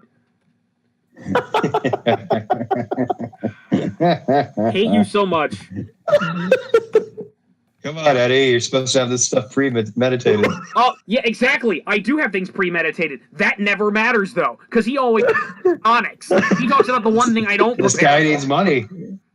He prepared. Yeah, he's got to pay for his followers. This asshole like will ask me about the stuff I don't know about. I've got everything else. I got all the monsters, all the manuals, magic spells you could want. It's okay. It's all ready. But no. He comes at me sideways. He comes at me sideways. He's like the operative from Serenity. He just comes at me sideways and I'm not ready for it and I just die. That's it. Okay, here we go. Onyx. This is lustrous black stone. See, we're going to read this now because fuck you. Lustrous black stone seems to darken the air around it and vibrate with a terrible energy. It is best used for weapon and armor for resonance. It has necromantic energies. You will listen to this and you will enjoy it, assholes. I'm listening. I'm listening. It's stone, not metal. I'm enjoying it so much. I'm rock hard. You better be. I'm onyx hard. It is. You better be onyx hard. You better have the thickest, blackest onyx erection right this minute. It is stone, not metal, for the purpose. You know, I could probably find one online. Yes. Which reliable. No, please no. Any weapon. Okay, wait a minute. Okay. All right. So, if you make ammunition out of it, it's like gold pieces. Light armor's 2,000 gold. Wait, I think I'm reading this wrong. Weapon primarily composed of metal can be made as an onyx weapon. An onyx weapon can be used to focus replacing the material components of the animate dead spell, which is not consumed or casting. An onyx weapon can be used to animate up to 1 hit dice of undead for every 1,000 gold pieces in value it has. So, for example, a non-magical onyx greatsword with 2,050 gold pieces can animate 2 hit dice worth of undead, while +5 onyx greatsword worth 52,000 gold pieces can animate 52 hit dice worth. Weapons made of onyx gains a 10% discount on any enchantments which is used for channel negative energy. Onyx has 10 hit points per inch of thickness and hardness. Armor also can be made with onyx. Such armor is often styled in disturbing skeletal images. If a living creature wears onyx armor, they may delay the effects of gaining negative levels for 1 round for light armor, 3 rounds for medium armor, 5 rounds for heavy armor. In addition, they get a +2 bonus on saves to remove negative levels. However, if an undead creature wears onyx armor, they instead gain turn resistance +1 for light armor, +3 for medium armor, +5 for heavy armor that stacks with any pre-existing turn resistance. In either case, armor made of onyx gains a 10% discount on the Death Ward, Ghost Touch, and Undead Controlling Enhancements. In addition, Ghost Touch armor is only +2 bonus for Onyx armor. Onyx shields can also be made, as listed below, but their bonus is not stacked with Onyx armor. Onyx is so costly that weapons and armor made from it are always of masterwork quality. The masterwork cost is included in the prices given below. Thus, Onyx weapons and ammunition have a +1 enhancement bonus on attack rolls, and armor check penalties for Onyx armor is lessened by 1 compared to ordinary armor of this type. Type of Onyx item: ammunition is +80 gold pieces. Light armor or light shields is +2,000 gold pieces. Medium armor or heavy shields is +6,000 gold pieces. Heavy armor or tower shields +10,000 gold pieces. Weapons are +2,000 gold pieces. That's all it fucking says. So sounds like it has some value, Eddie. Yeah. Sounds like he was right to ask how much it was worth, Eddie. Yeah. You can go eat shit. You have about 30 to 40,000 gold pieces worth of Onyx here. It's just in slabs, in big rock slabs that are kind of lying on the ground. You could probably make a couple shields out of it.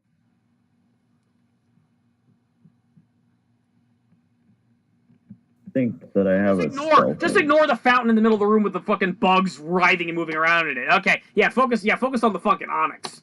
Focus on the bugs aren't trying to fuck him. He's just sitting there being like, "I need some money, bro." It's all about money, isn't it? It's all about money. This guy's here playing Minecraft, okay? Playing Minecraft. Bunch of bullshit. By the way, Walter from Great Lakes likes my Star. I cast Wish. Oh my god. Okay, go ahead. How are you gonna break the game today? Just what? I wish that all this Onyx had been sold at market and its gold and the gold it was worth was in its place. Poof! The Onyx is gone, and there is now 40,000 gold lying on the ground. I take the 40,000 gold. Yeah, 40,000 gold. Yay! Kathleen and Greg are immediately like, "Are you gonna split that with the rest of us?"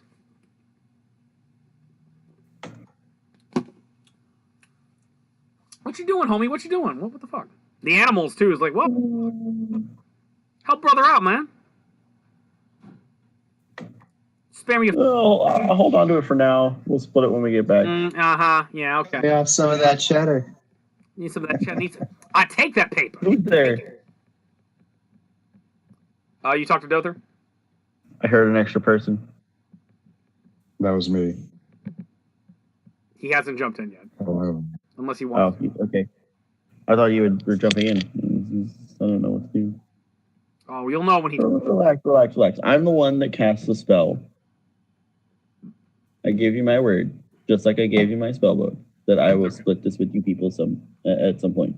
It will just not be right now because we have more pressing matters. Yeah, okay. Let's look at this fountain. $10 he convenient. Lorala whispers in the animal's ear. $10 he conveniently forgets. $10 what? Nothing. Nothing at all. All right, fine. I start looking at the scarabs. They're riding around and moving and crawling all over each other and I pick one up. Each other. Okay. Hold on a minute.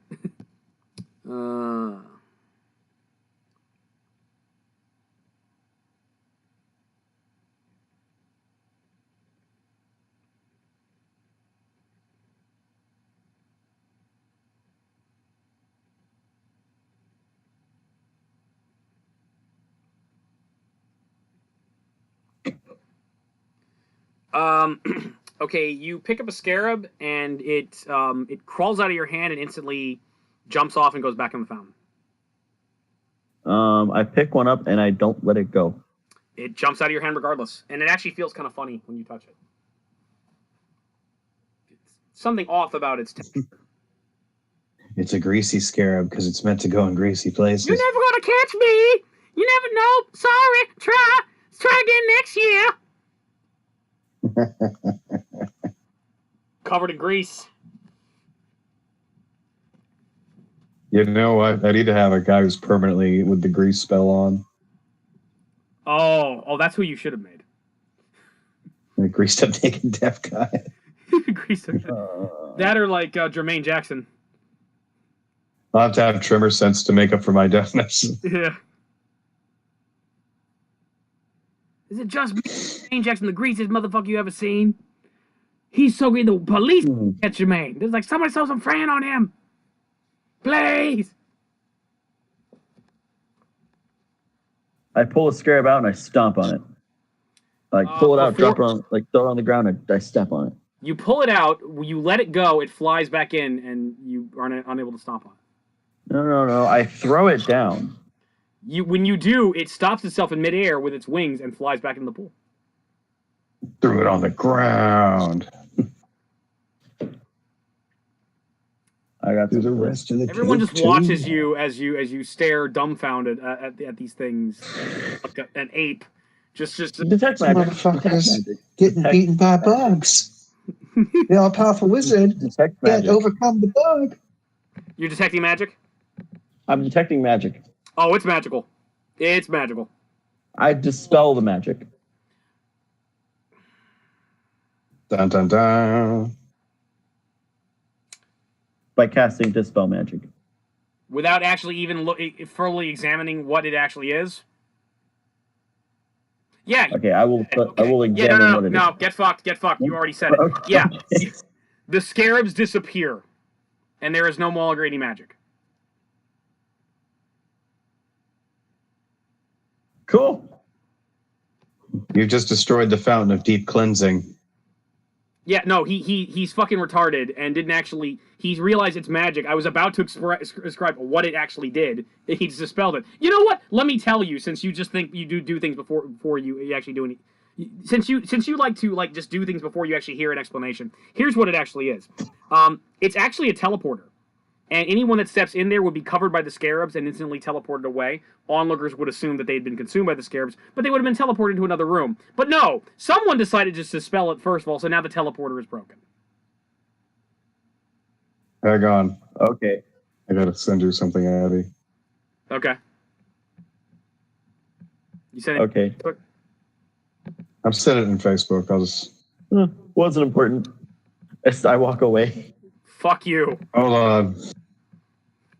This sounds like the best thing ever for me to enter on. Okay, go for it. All right. So this is a great way to pull me into the realm because of the method of being teleported sounds so delectable. Mm-hmm. Remember, plane shift doesn't work. Okay. While I'm thinking of it, hold on. All right. Well, do whatever you're gonna do. I'd say this is a good time for my character to make his entry because he could be moving through the area. Okay. And not by normal means. Be like, hey, why the fuck did you mess up my teleporter? Before you start, Such a... Just so we're clear, the following spells do not work at all. You probably have them, so I'll cover this.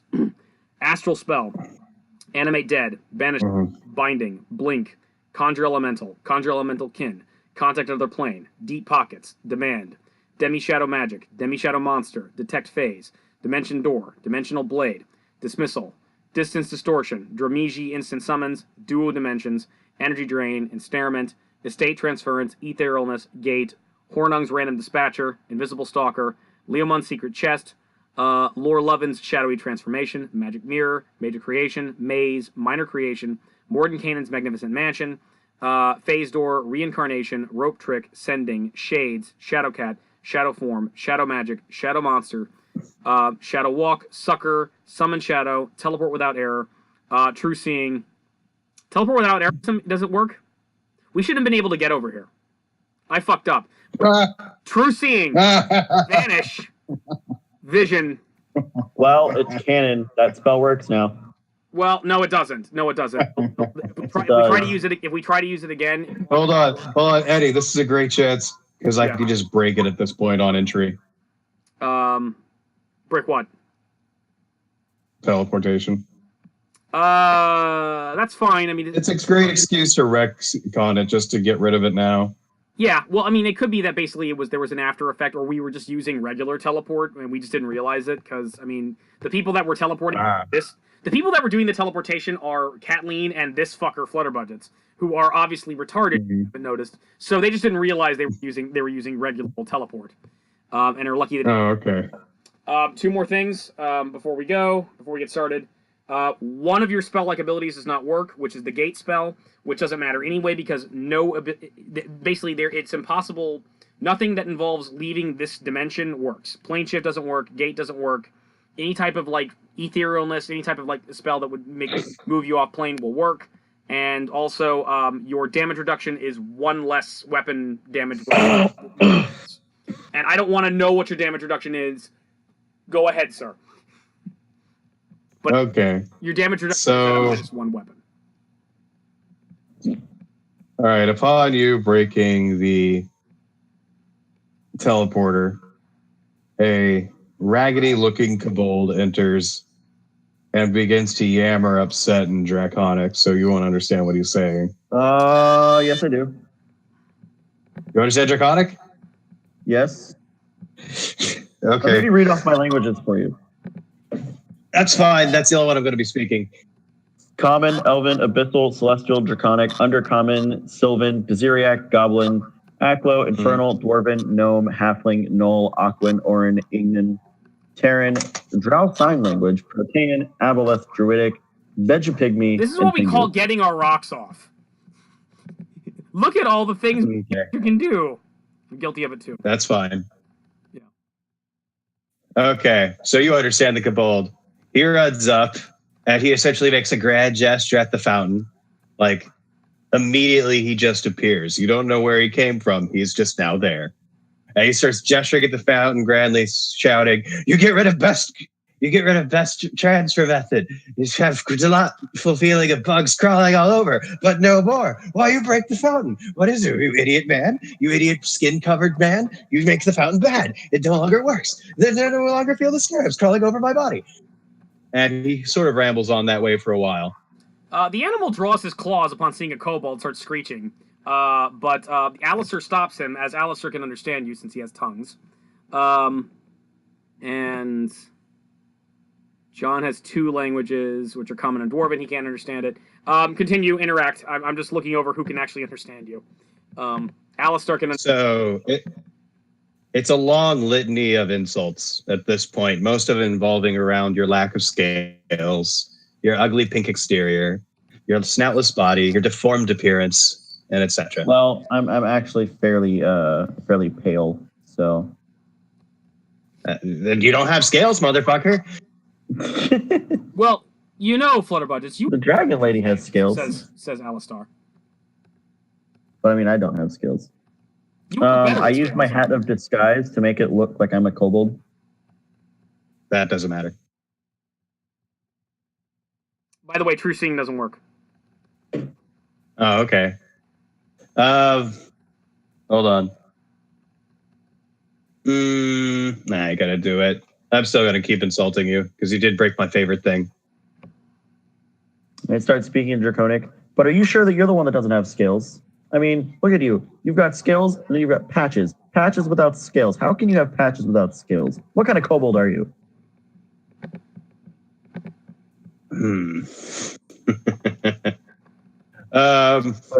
My I'm outright ignoring that. has no patches without skills. Your luxurious body's made out of... We're very sorry if we upset you, says the elf, Dother. Did you know anything about what this thing's supposed to do? It was apparently magical. It's like, we're sorry, very sorry to disturb you. We're trying to, there's a lot going on in the world right now. There's spells aren't working. We can't talk to our gods. It's like, do you know anything? Mr. Basically, Dother can talk to you. Oh, okay. Is he have scales? No, he's an elf. I ignore him. Okay. Okay. John can understand you. Does John have scales? John is human. John does not have scales. John just kind of I ignore him. John just kind of laughs, bemused at all this whole scene. I could so mess with this guy. Oh Nora does no, not I speak didn't to prepare that spell. Why not? Damn it. Kathleen should have Kathleen can understand you. Kathleen does have scales. And it's like, hey, you, Kobold, what the hell's going on here? Okay, I would acknowledge her. By the way, essentially what you're looking at is a woman that you can tell is a demigod, a dragon demigoddess, and part elf, and she's fucking hot. Mm-hmm. So that does not matter to me. Okay. But the scales are hot. Yeah. So I scamper across the ground, periodically dropping to all fours and she's addressed me. What'd she say? Yeah, she's like, hey, Kobold, what's going on here? You know anything about that fountain? I say it was best fountain. Fountain covered you in bugs. Well, why would you want to get... But you had one flaw in fountain. Could not eat the bugs. You like to eat the bugs. One flaw. Oh. You don't? Not really. I mean, I get it.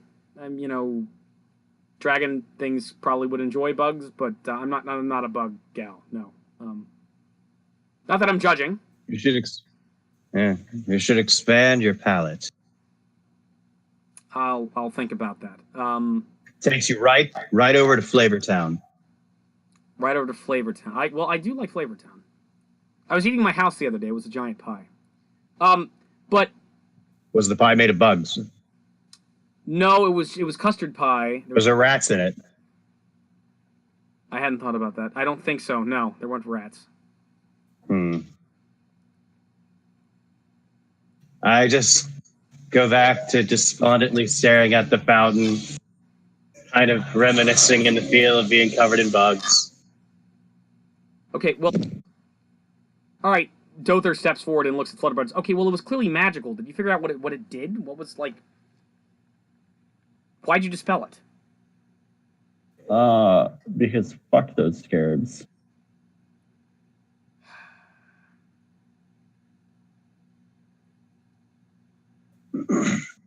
Dother groans.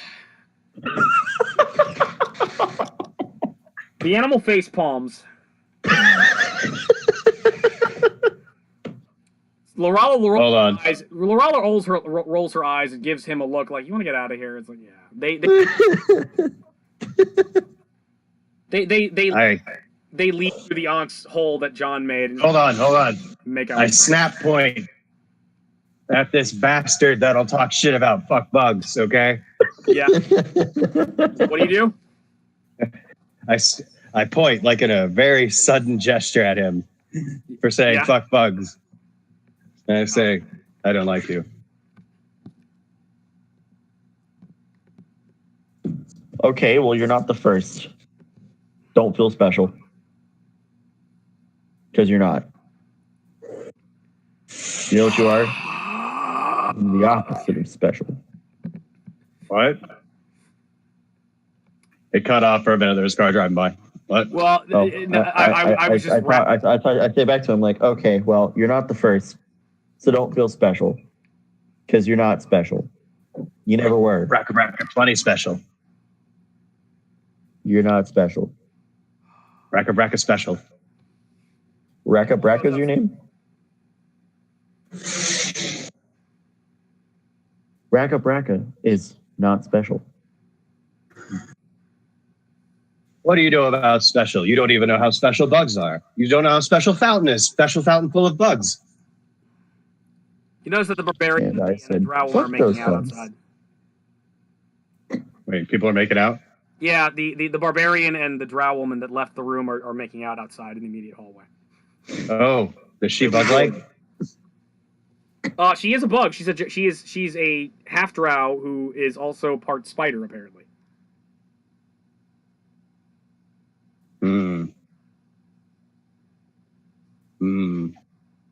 That's something that I... Trust me, you don't want to go there. You got to deal with the claws guy over there. Are you saving that to eat later? Who's she talking? No, half elf. Elf not as tasty as drow. No. You're gonna not try tasty and as spider. You're gonna try and eat the spider? It's tainted. It's got elf meat. The animal shouts back in, I got dibs on eating her first. Then You can't understand what I'm saying because I'm always talking in Draconic. Yeah, we're speaking in Draconic, Peeler. I look to the animal and I say, hey, says it bud. anyway. But this guy wants to eat Lorella. He said I got dibs on eating her first. Then you hear the sound of her slapping him. Ugh. No, he wants to bite off one little piece at a time and actually eat. Well, then I'll kill him if he does that. So tell him not to. Food. Look, I'm not too scared of a kobold. I don't care. I mean, what's he gonna do? Brakka Brakka. All right, so he comes back in. Buddy, I thought we were exploring this thing to find a way to stop, save the world and stuff like that. Are we just gonna argue with the kobold all day long? I mean, I guess we could just walk off. I mean, I don't see a point in staying here anymore. I was already gonna walk off, and this guy popped up. Okay, I would propose we continue to explore and see what's going on here. What I was gonna go do, and then this guy popped up. So let's go. Let's just go. Let's leave this guy here. Okay, animal goes back outside into the hallway and starts looking around the hallway. Or are you gonna follow? Mm-hmm. Okay. I follow the scaled person. All right. There's no change in the hallway really. Where again, the hall is square. I go down to the next room. Okay, there's another hallway. Is this the hallway that connected to Ciella's room? It goes back to the hallway that would eventually get back to her room. Okay, so I want to go further down the hallway than in the opposite direction of what we came from. Okay, so you're trying. Are you not going to go down this hallway then? How many hallways are there? Okay, you are in a square room. You came out of one hallway that is at the top right corner. Parallel to that is another hallway, which is what you were looking at. If you would fully explore the squared room with the onyx square in the center, you would notice that there is another doorway that leads out the bottom. Which way are you going to go through? Let's go to that door. Okay, you go down to that doorway. All right, you are again in another hallway, and I have to do a roll. And it's a dusty hallway. It's a very dusty hallway. It is a dusty hallway, and basically it pans off to the left, and there's a T passageway, and another doorway that leads kind of further to another chamber, and then it goes off to the right and goes around a corner. Where are you going to go?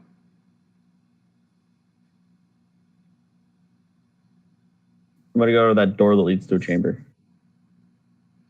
Okay.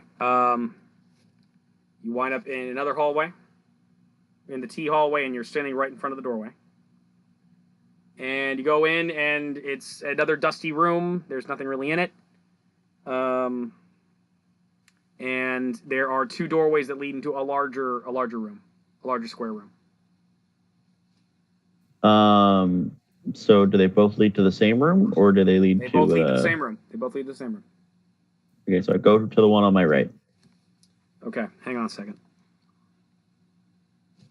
You go to the one on the right. You're in the big rectangular room. Piles of plaster line the walls where ancient frescoes have fallen.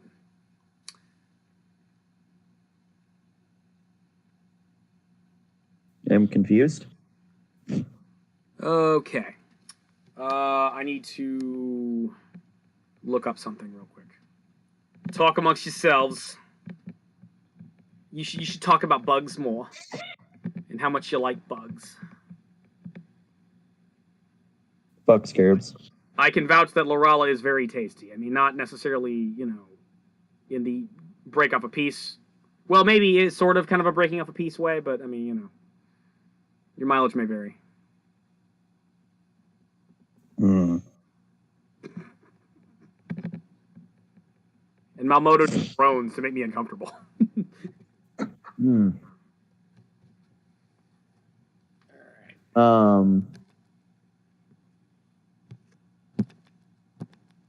Hello, Mr. Brakka Brakka.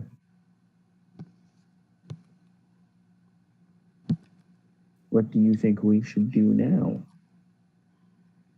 Find bugs, eat bugs, enjoy life. What you should do is you should roll initiative. Is what you should do. Why are we rolling initiative? Oh, really? You just should roll initiative, not question me. Slave.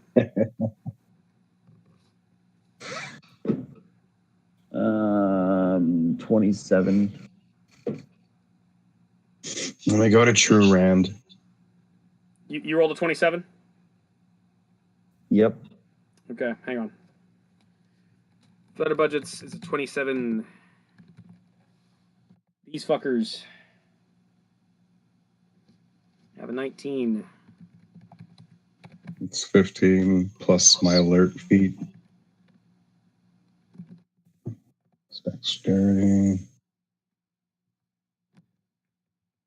Okay.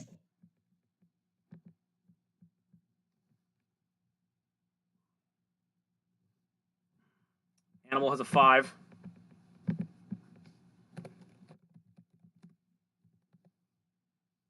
Lorala.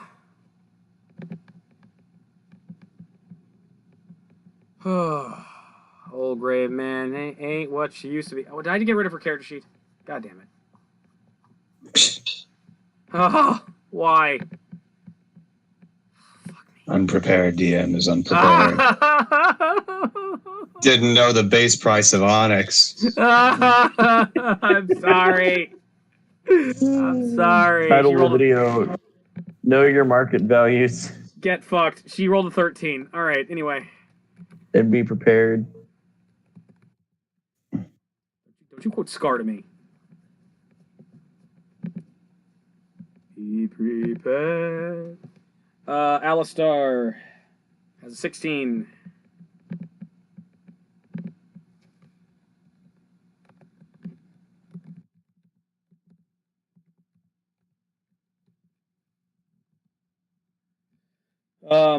Some other cocksucker who joined you. Dother's a cocksucker. 13. He has a 16. Someone else has a 16. Yes, Alistar has a 16. He's okay. Dother's got a 17 dexterity. Alistar has a 19 dexterity. Dother goes after him.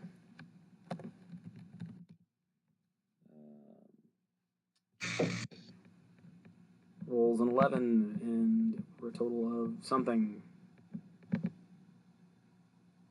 John is 13. Which ties with Lorala. Great. Dexterity 14. I think Lorala beats him because Lorala's fast as shit. Lorala's fast as shit. Lorala goes before John. Denora. Rolled a 19. And she got a 21.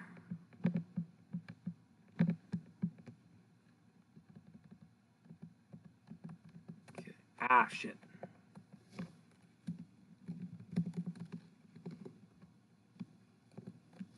Okay. Caitlin.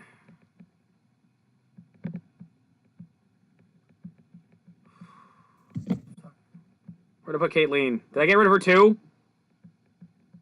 I got rid of Caitlin too. Ah. God damn it. Further unprepared. I didn't. They were out. They were here. I was ready. I was ready. Open up, you stupid bitch. Okay. +5. She's a 15. Okay. Caitlin. Greg. Greg is a 0. Greg is an 11. 10 dexterity. Someone else had an 11. I know they did. No, they didn't. Okay. Greg goes after John. And a mortal lady. Sienna.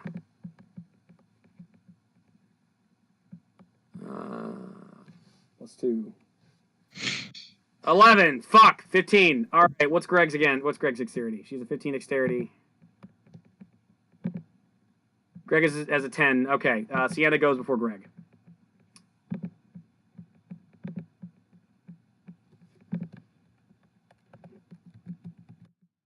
Okay. Brakka Brakka, what's your initiative? I sent it in Facebook. Why don't you just tell me? 25,019. 25,019. Well, it looks like you're going first.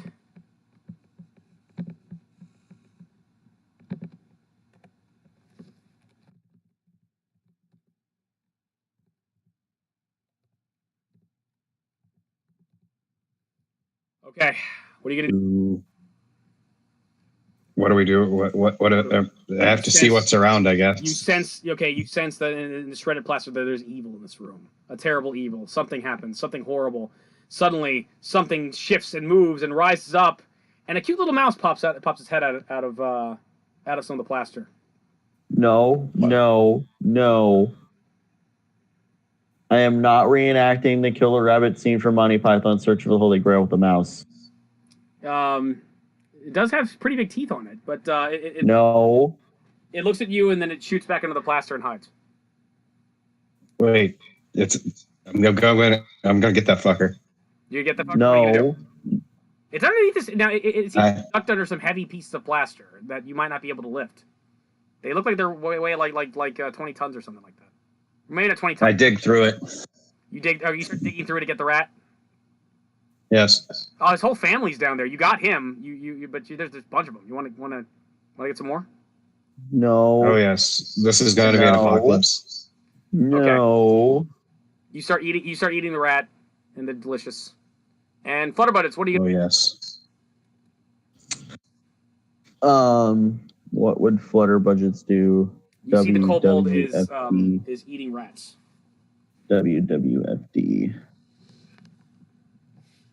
Rats? Like lots of rats? There's like a little family of rats that he's discovered that he's eating. How do I feel? What do you mean? How do you feel? Like what's the atmosphere feel like? Yeah, well, it's a little stuffy in here.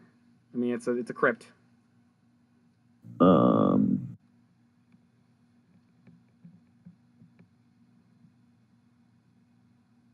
gonna walk further in, like to the middle of the room. Okay. And then I'm gonna get a good solid perception check and to get a nice. You walk further into the room, and there's all these dilapidated frescoes that have fallen over the place. One of which your friend, the little critter the kobold is skittering through and getting rats. You're gonna make a perception check. Yes, 37. You get a 37. Okay, just a moment, please.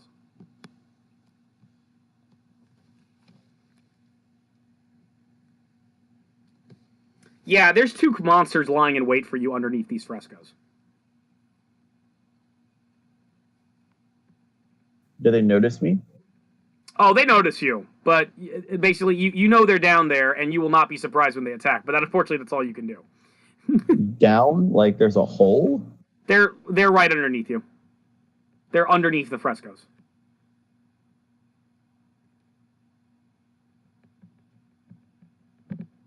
How big are they? They are medium sized.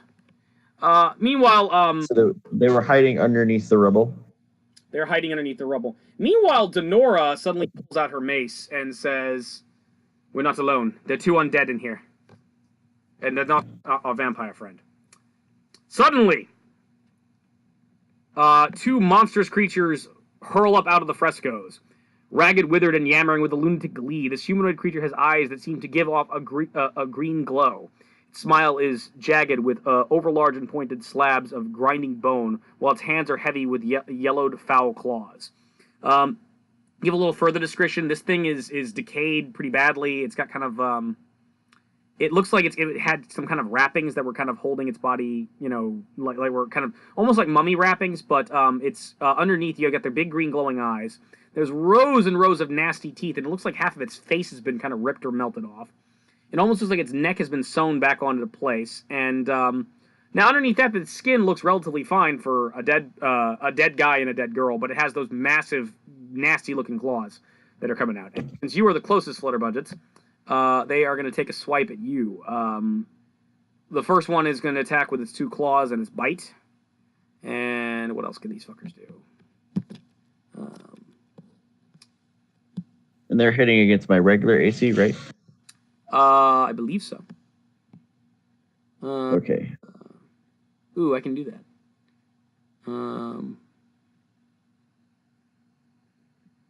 Oh, you're not alive. Damn. See, if you were alive, I could do this thing. That would be really fun. You're not alive. Damn it. Gay. All right, there. Okay. I had a brown out. Can you hear me? Yeah, I can hear you. Hello. All right. All right. I had some sort of Flutterbudgets, power what's your- surge, so my Wi-Fi reset. Okay, I can hear you. Flutterbudgets, what's your AC? 59. 59. Okay. The first of these creatures comes at you swiping with its claws, and it's going to try to bite you too. Claws come out. 15 misses. 11 misses. Bite attack misses. It comes in, and you're ready for this thing, so you're just like ninja dodging it. The second one comes at you again as well. 16 misses. 21 misses, and finally a 9 misses. They come at you and like rah, and just like flail at you all zombie style, and you like duck quickly out of the way. So, I flip them off. huh? I flip them off. You flip them off. Okay, your buddy Alistair flies to your aid, and I don't know. Do I want to use this great sword or do I want to do something different with it?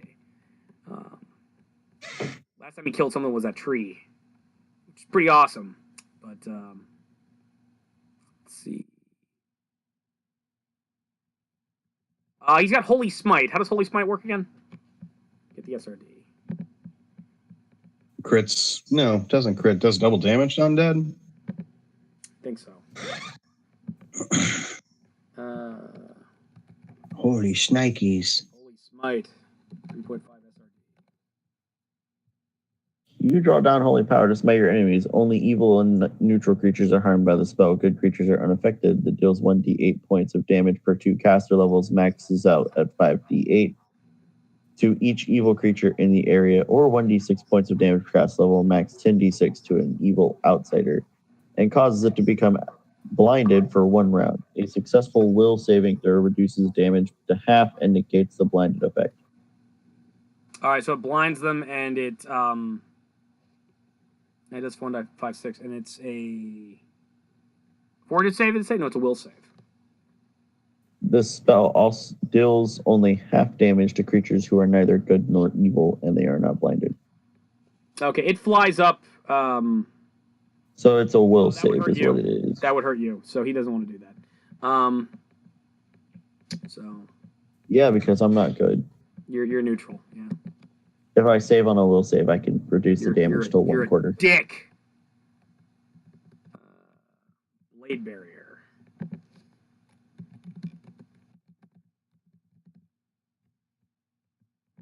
It's like 3d12 fucking, or 6d10.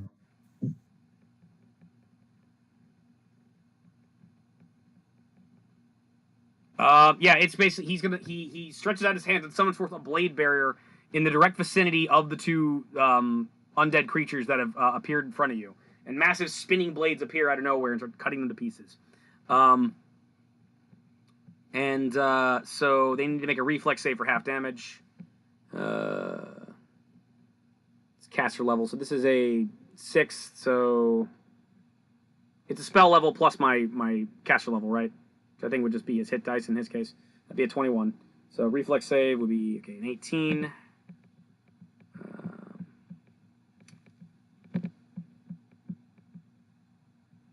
Where's the reflex save? What? Oh, I'm a klepto, sorry. I have have 2 lighters. What I say? I said it would be a 21. Okay, so one makes it.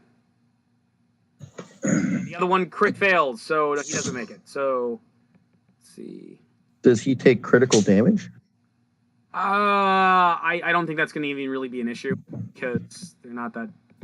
I mean, it's up to the dungeon master whether he takes crit damage or not. I'm going to say no. It's just he doesn't make his reflex save. Okay. Doesn't matter. Does he fall prone? Jumps into the blades face first. Hello, sword. 3, 4, 5, 6, 7, 8, 9, 10, 11, 12, 13, 14. Fuck. 15. All right. Not now, Eddie. We're playing.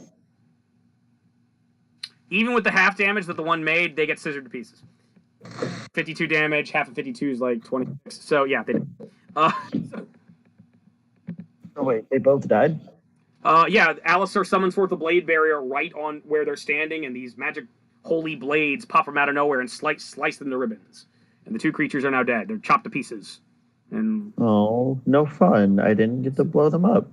well, exactly. You didn't. You found out that they were there, but you didn't actually. That's all you could do. I thought they would have been tougher than that. Your homies will. No, they're. What are they? They're a challenge rating 4. You're a 33. So. But they're interesting. They're kind of like and they got claws and stuff. That's kind of neat. So. Ghouls, ghasts. Well, you could probably figure that out with a successful knowledge check or dungeoneering check. I'm gonna roll knowledge dungeoneering. Okay. 29. 29. These are forlorn husks. They're sad. Yeah. A forlorn husk sometimes results when a humanoid dies of thirst in the desert. Wild and savage, it roams the sand seeking the moisture it was denied in life. Equipped with sharp teeth and claws, a forlorn husk slaughters the living to drink the body fluids that quench its unholy thirst. The forlorn husk appears mostly the same as it did in life, except that its skin takes on a parchment-like quality. Its teeth and fingernails develop wicked points, and its eyes gleam with a pale green luminescence. Forlorn husks speak common as well as any language that's spoken in life. So. Sounds like they give you the suck. Yeah. Well, it would be like a Melina suck, so I don't, no. But yeah. So Alistair. I'm down. Oh God. Alistair had summoned forth his blade bear, chopped them to pieces, and just defeated the forlorn husks, and they are dead.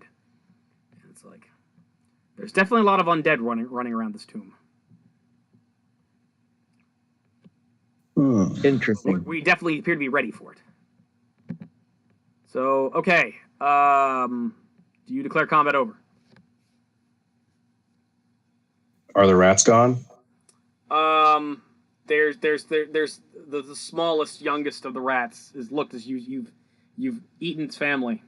It's the only one left. Oh, pinkies. Pinkies are delicious. Yeah. They have barely any bones to them. Yeah. It's just soft, furless pink meat. It stands there like Iron Man at the end of Infinity War. After what happened to Peter. And I'm just gonna spoil everything right in this channel because I'm a dick. Stop. You'll lose viewership.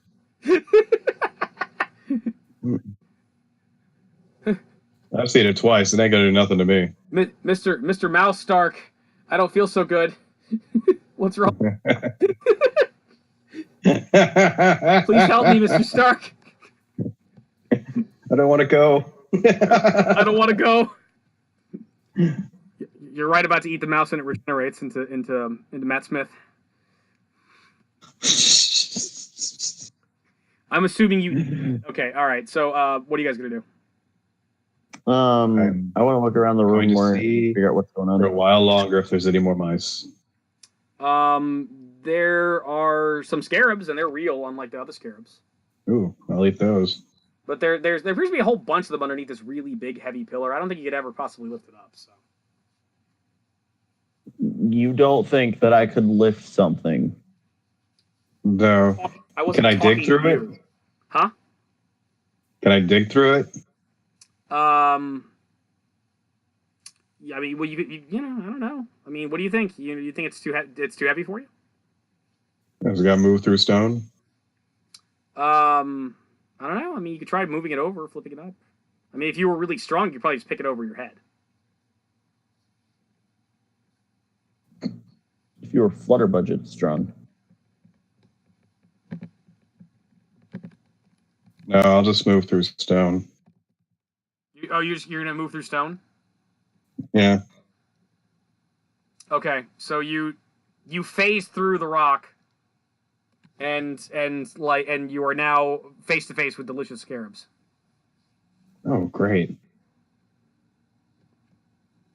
Flutterbudgets, you just saw your new kobold friend just like essentially meld himself into the stone, and his little tail is sticking out the top of it, just still wiggling around happily as if he's found something to enjoy himself with. I want Definitely wiggling. I want to look at what he is doing and see if I can figure out what it is. Well, you can't because he appears to have actually what he apparently has done has literally smooshed himself through the stone, and is doing something underneath the stone that you can't see. And he literally. But it sounds like eating. Yeah, it sounds like eating. But he basically just kind of shoved his head against it and then moved through it like it was sand. But it's sewn. It's like sealed up around him again. I cast Stone Shape to make a hole in the floor. Underneath him or through the fresco? Next to him. There is a hole in the ground that goes down about 6 feet and then hits rock. So, okay, I go and I just keep making a hole. I make like a horseshoe shape hole in the ground around this guy. Okay. A couple of the frescoes fall in this little ditch you're making. Okay. The animal approaches and asks, "What are you doing?" I'm trying to see what he's seeing. Okay. It's almost like I can't speak. All right. What else are you gonna do? His tail sticking up. Can I grab his tail? His tail's there. If you want to grab it, go ahead. I grab and I tug on it. You grab and tug on his tail. Make a combat maneuver check. Yeah. Attempt to grapple. You have to make a check on him. Oh, why? What'd you roll? You ain't just grabbing my fucking tail, you nasty scaleless bastard. I assume by that sound that Auxentius rolled in that one. Crit one.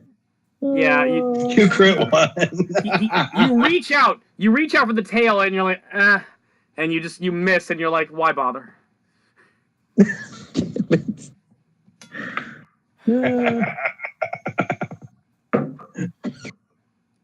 The dice gods favor me this day. Lorala comes up behind the animal who's just watching you and face palming, and it's like, maybe we should just stop hanging out with him. Dother also is face palming, and it's like, could we please explore the fucking tomb and find a way to... Can we save the fucking world already instead of you playing grab ass with a fucking lizard? Yeah. That's actually 100% what he says. Perfectly quoted. Dother, in irritation, is just going to walk to the hall. There's okay. So this room on the far left side, there's a doorway leading out. He walks to that doorway and begins exploring it and seeing what he can see out there. Okay, I Stone Shape one more time in order to remove the stone from where the guy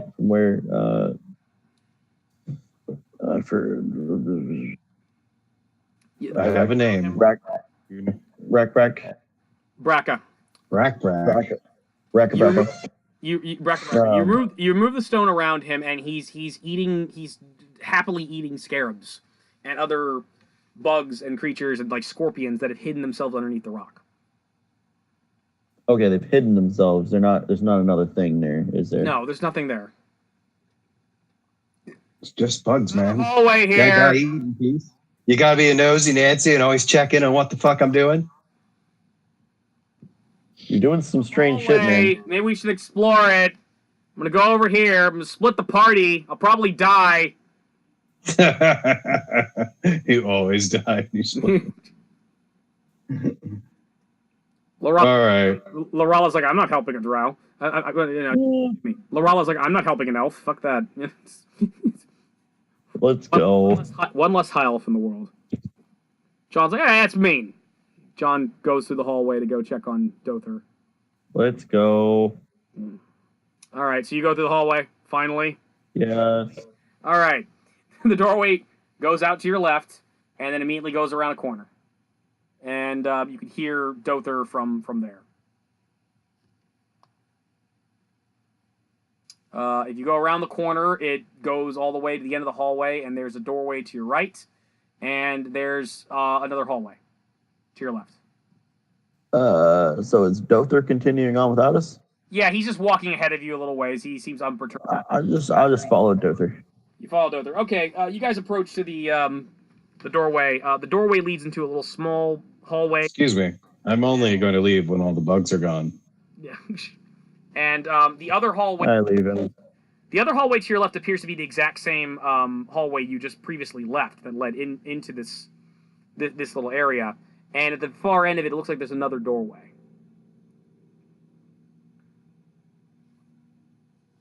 Did you fucking cut out again? God damn this internet. Me? I'm here. Oh, no, you went quiet for a moment, so I missed the last part of that. Okay, so here's the thing.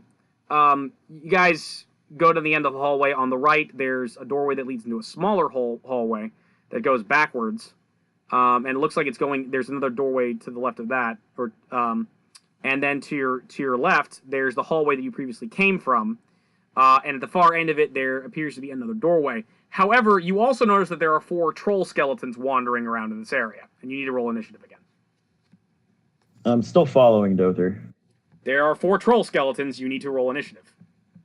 I roll an unnatural 20. You roll an unnatural 20. Okay.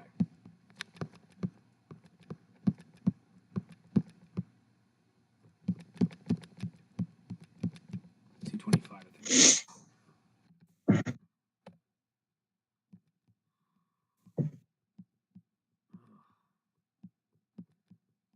All right, I'm going to deal with you first. 20.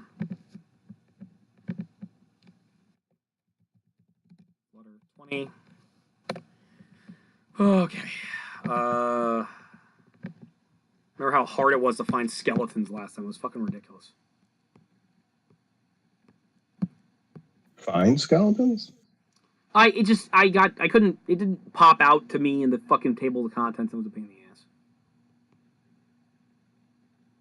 Skeleton. Man. Skeleton. 225, yes. Okay. Skeleton. There we go. And troll skeleton. All right. All right. They roll a 13. They do not go first.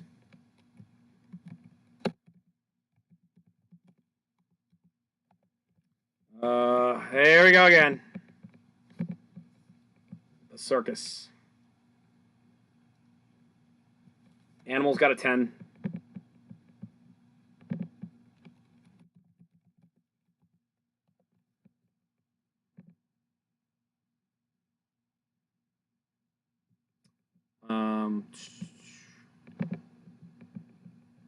Animal. Orala.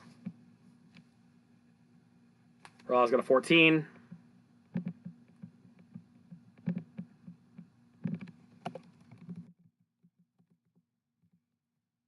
Alistair rolls a 4 with his bonus.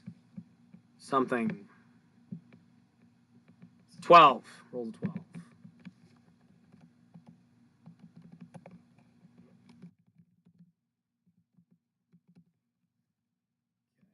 Dother. Doppelpopulus. Is a 13.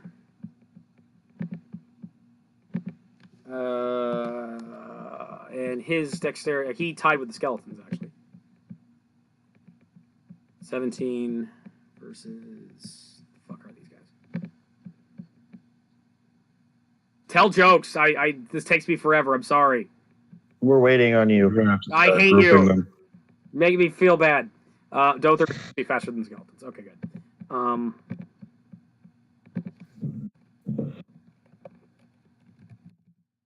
Dother. John. Rolls a 12. Plus his bonus is 14. Oh god, tie with everybody. Okay, he's slower than Lorala, so John goes after Lorala. Denora, 7.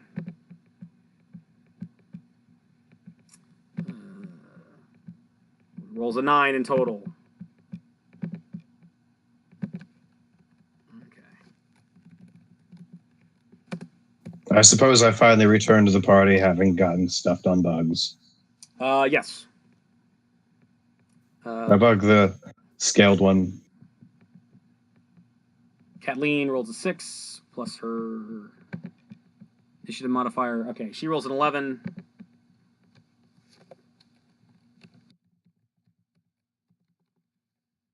Greg. Oh, Greg's got a magic. Greg rolls a 10.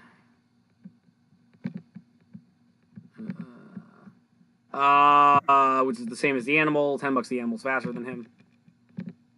The animal is faster than him, so Greg goes after the animal.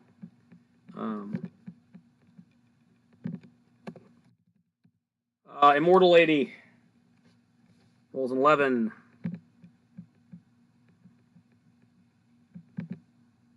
Man, I'm getting that princess or that Queen song stuck in my head every time you bring that up. Yeah. Oh, she has a 13. Immortal, I have within me blood of kings. I have no rival. No man can be Yep. my equal. Now you've got the infection. Yes. She actually is slower than the skeleton. And what's your initiative? Hmm? What's your initiative? 21,014. Okay. How? Oh, you know.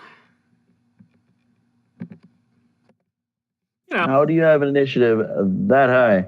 It's a really, really lucky initiative, Auxentius. It's just like whatever. Don't worry about it. Lucky? He's got Maybe- 20 maybe- something maybe- thousand. Maybe if you applied yourself better, you would have an awesome initiative. You know, maybe it's just because you. I Whatever. have plus 14 to my initiative. That's typically a very awesome initiative. That's a slacker's initiative, sir. It's a slacker's initiative. Okay. Surprisingly, you're the one going first. What are you gonna do? What's going on? There's 4 skeletons wandering around the room, and Are there any bugs or mice or snakes? there's a cockroach on the wall of your on your feet. I'm gonna get that guy. I'm gonna kill him. I'm really gonna kill him. So, you find you chase the cockroach, and it slips into a small like rat-sized hole in the wall. What are you gonna do? Hand goes after it. Hand goes after you, reaching in. Okay. We'll get back to you later and see if you get it. Flutterbudgets, what are you gonna do? How close together are the skeletons? They're kind of spread out, but they're in the hallway. They notice you all and start moving in your direction. Are they within 30 feet of like with each other? Hang on, let me take a look at the map again. That's the wrong book. Okay. 1, 2, 3. Each one of these squares is about 10 feet. There's one like exactly 30 feet away from you, before the hallway, like the doorway that led into the chamber you were at before. 20 feet behind that, there's another one, and then 20 feet behind that, there's another one. And actually, there's 2 of them right in front of the doorway. And Okay, so there's 4 of them, right? there's 4 of them, yeah.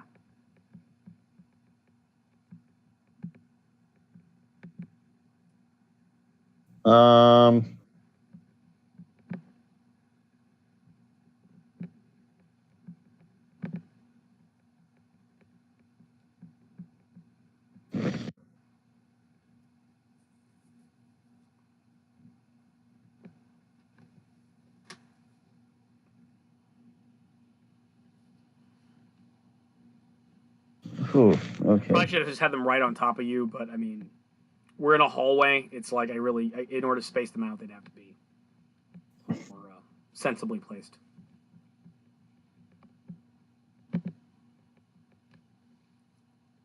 I want to attack one of them with my bow. Okay. The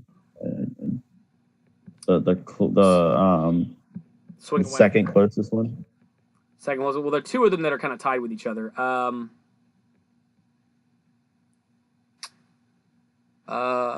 Swing. One that I have a more direct line of sight with. Yeah. Okay. Well, all right. You'll go after the one that's to the right or to the left. To the left, I guess.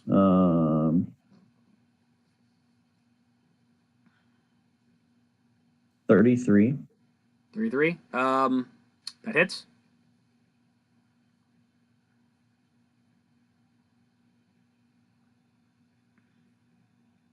Using your bow and arrow?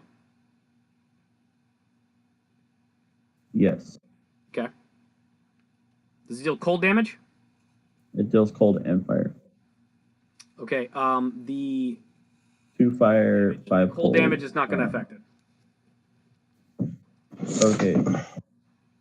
So 2 fire plus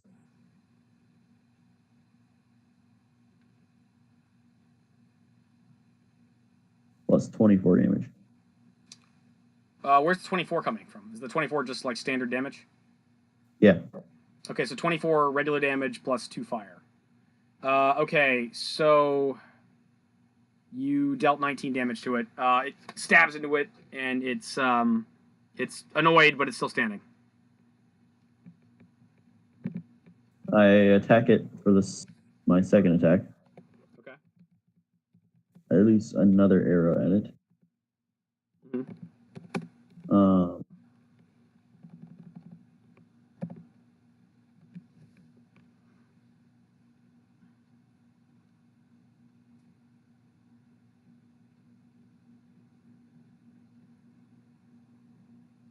33 to hit. That hits.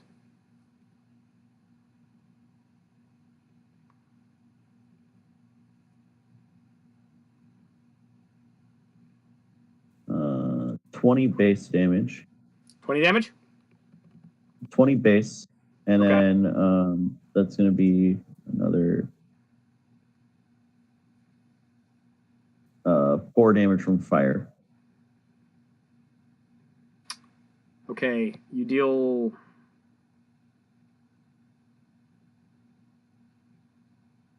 Oh. You dealt 24 last time? Yeah, 24 base damage. Yeah. All right. Your second arrow flies out and shatters into its upper torso, and it splinters to the ground and a bunch of shambles of bones. One of the skeletons is dead. Yay! You've shot him down, and because that's you, Lorala. What should I do with her? Got so many fuckers here. I just feel like just kind of just charging in and attacking. She's probably... Oh, that's right.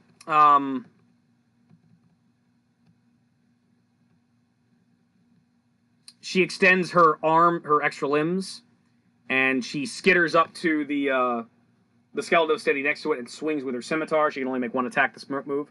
She attacks it. And she makes a 38. It hits. And she deals 6 plus 8, so 13 damage. It's immune to strength damage, so I'm not going to deal strength damage to it, but she deals 13 damage to it. So she chops into it, and it growls and is annoyed. Oh, wait. Yeah, hold on.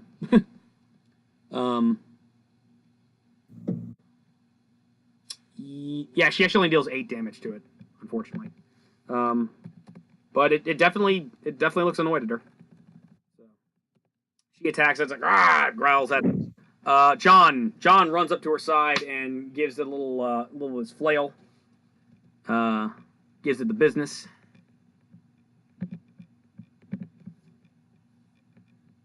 And Rolls an 18. Yeah, he hits.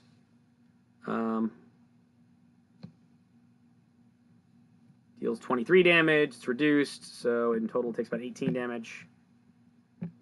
So.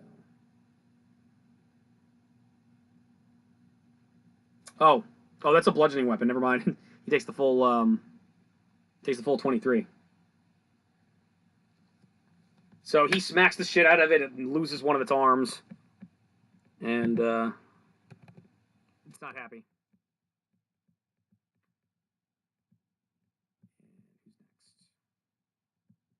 I would not imagine it to be happy if it was missing an arm.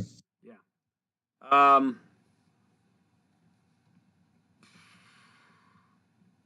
Dother pulls out the Staff of Zalila and takes aim at it, fires away, and I think it's got to make a reflex save of 21 or something like that.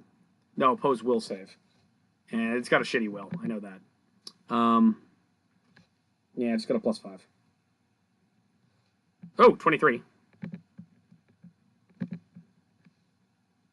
23 versus Dother's 24. So no. 10 die 10. Dother blasts it with the Staff of Zalila and explodes the skeleton, and skeleton's dead. And there are 2 more down the hallway.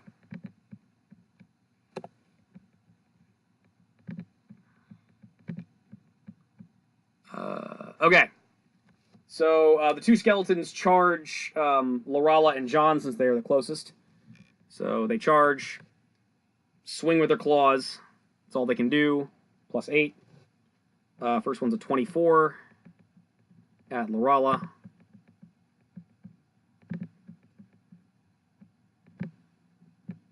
And it misses. She clashes her sword against its claw and jumps back. She's good to go. Second one goes for John. 16 + 8, so it's a 24.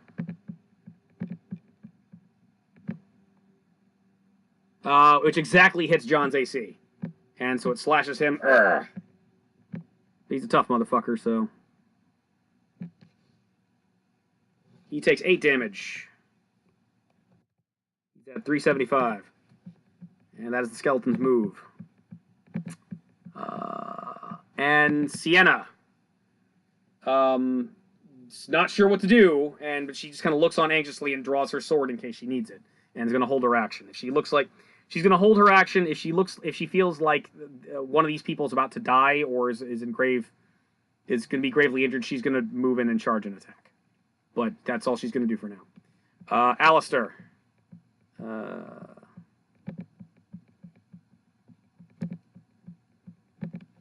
What is Alistair going to do? Alistair has a bunch of powers. I don't know what they do.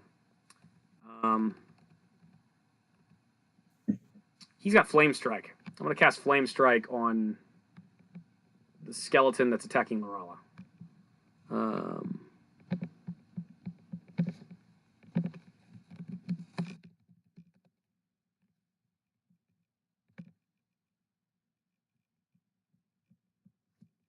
15, 6.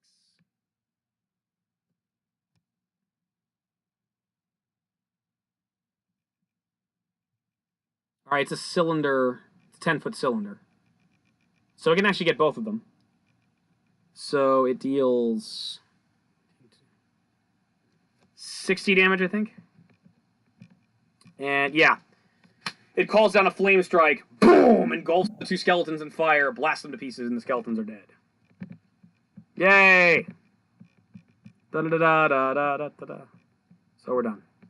And by the way, you caught the cockroach. Yes. Awesome. All right, what are you gonna do? I am passing out. You're passing out? Like, legitimately. Okay. So I assume you would like to quit for the night?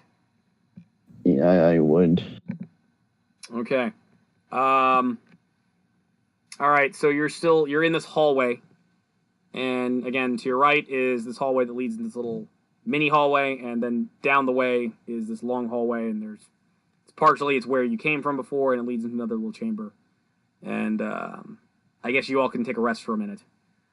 I would like to thank you for dispelling the fountain and making things so much harder on me.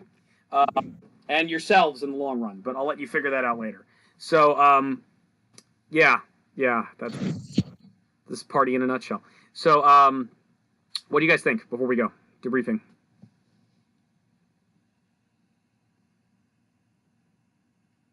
Pardon? Well, debriefing. Like, what do you think of the game? I ain't having a problem with it. I realize it's currently a dungeon slog, so I know how those go. Yeah, and the part Malmodo. Yeah. You read about? Why did you build a character that wants to eat bugs? Oh, yeah. Before we go, that's what I thought. We should. That's the only thing he wants to do is eat bugs. So, Malmodo, should we explain your character? No, the grandiose nature of my character can't be revealed just yet. But my character is, going to say the least of it, not a serious character. Yeah. But you do have a 20,500 initiative score, which is not sure. It is a legitimately built character, but it is just for gags. Yeah. I actually, so in my panic, I without revealing too much to Auxentius, who loves to be surprised, I figured out a way to do it, and we probably did it wrong. Because I went over savage species, and it's like essentially what we would do is we would itemize all your abilities, and it probably wouldn't. Yeah. So, but whatever. You and I had a deal. So you make with the funny, and everything's cool. So